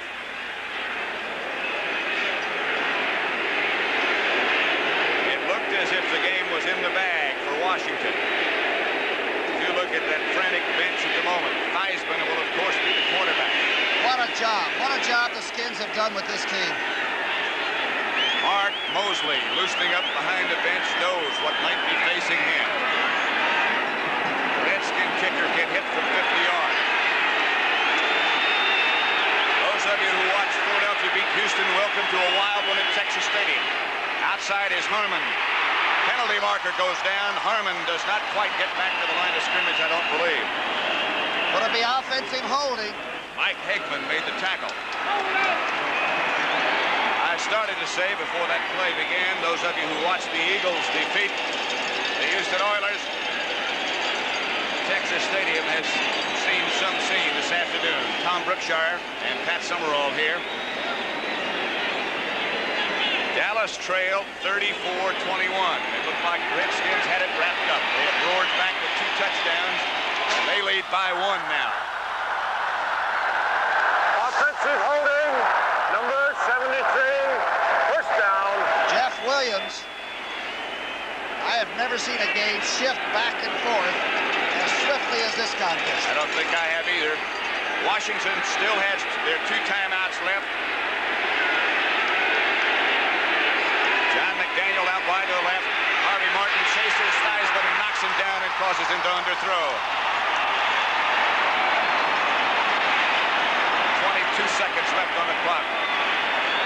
A big outside rush. Let's see where it comes from. Randy White stunning up the middle. Harvey Martin comes back behind it and reaches around and gets him by the shoulder pads.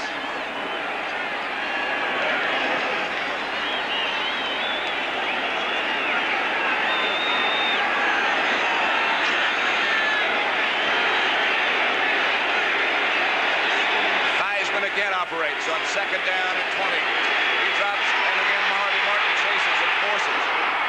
Pass almost picked off by Cliff Harris, intended for the tight end Don Warren. 16 seconds left to play down. Watch the defensive rush. Just lay your ears back and go get it. Harvey Martin taking the inside. Randy White being hit. Thornton hitting just as Theismann got rid of it. While we have a second, Roger Staubach threw 42 times. Completed 24 for 333 yards. Tony Hill caught 8. Springs caught 6. Preston Pearson caught 4. 3 wide receivers on the right side for Washington. Theismann throws back across field. He's got his tight end open. And a penalty marker goes down. It's Aaron Mitchell who lost sight of the ball. And 9 seconds are still left on the clock. Here's the play. Watch how close Harvey Martin comes to making the sack, but somehow gets picked off. Against the grain, and face guarding will be the call. Touchdown! And don't forget Mark Mosley. 33 yards, that penalty cost. Mosley waiting. Hopes he is warm enough. They need to get about a first down to get him within range, and they have timeouts left to do it with.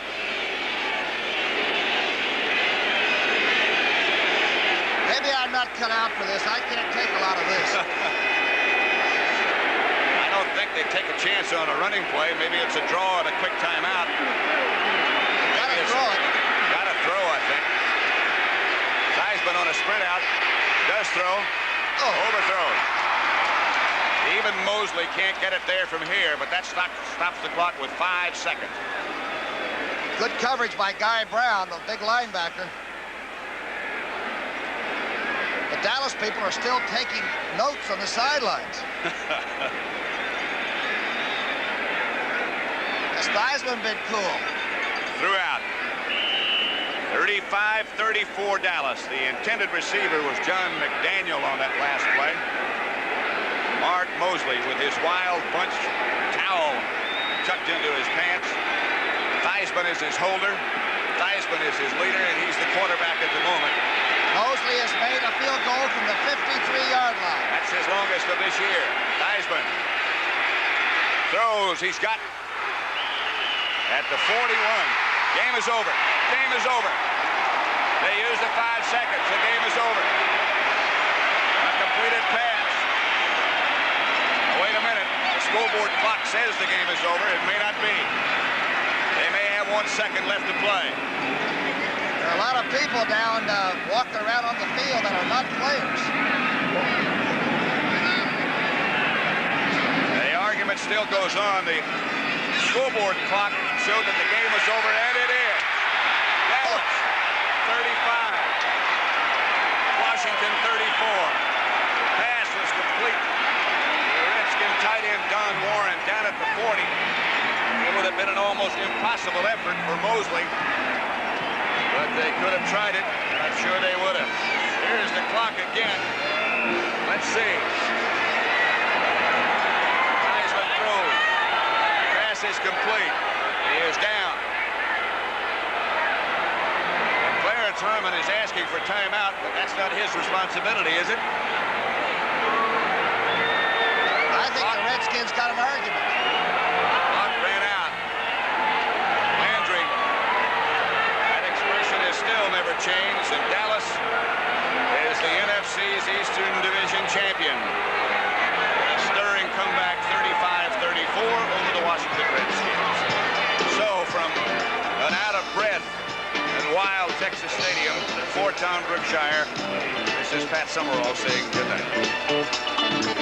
The NFL on CBS is a presentation of CBS Sports.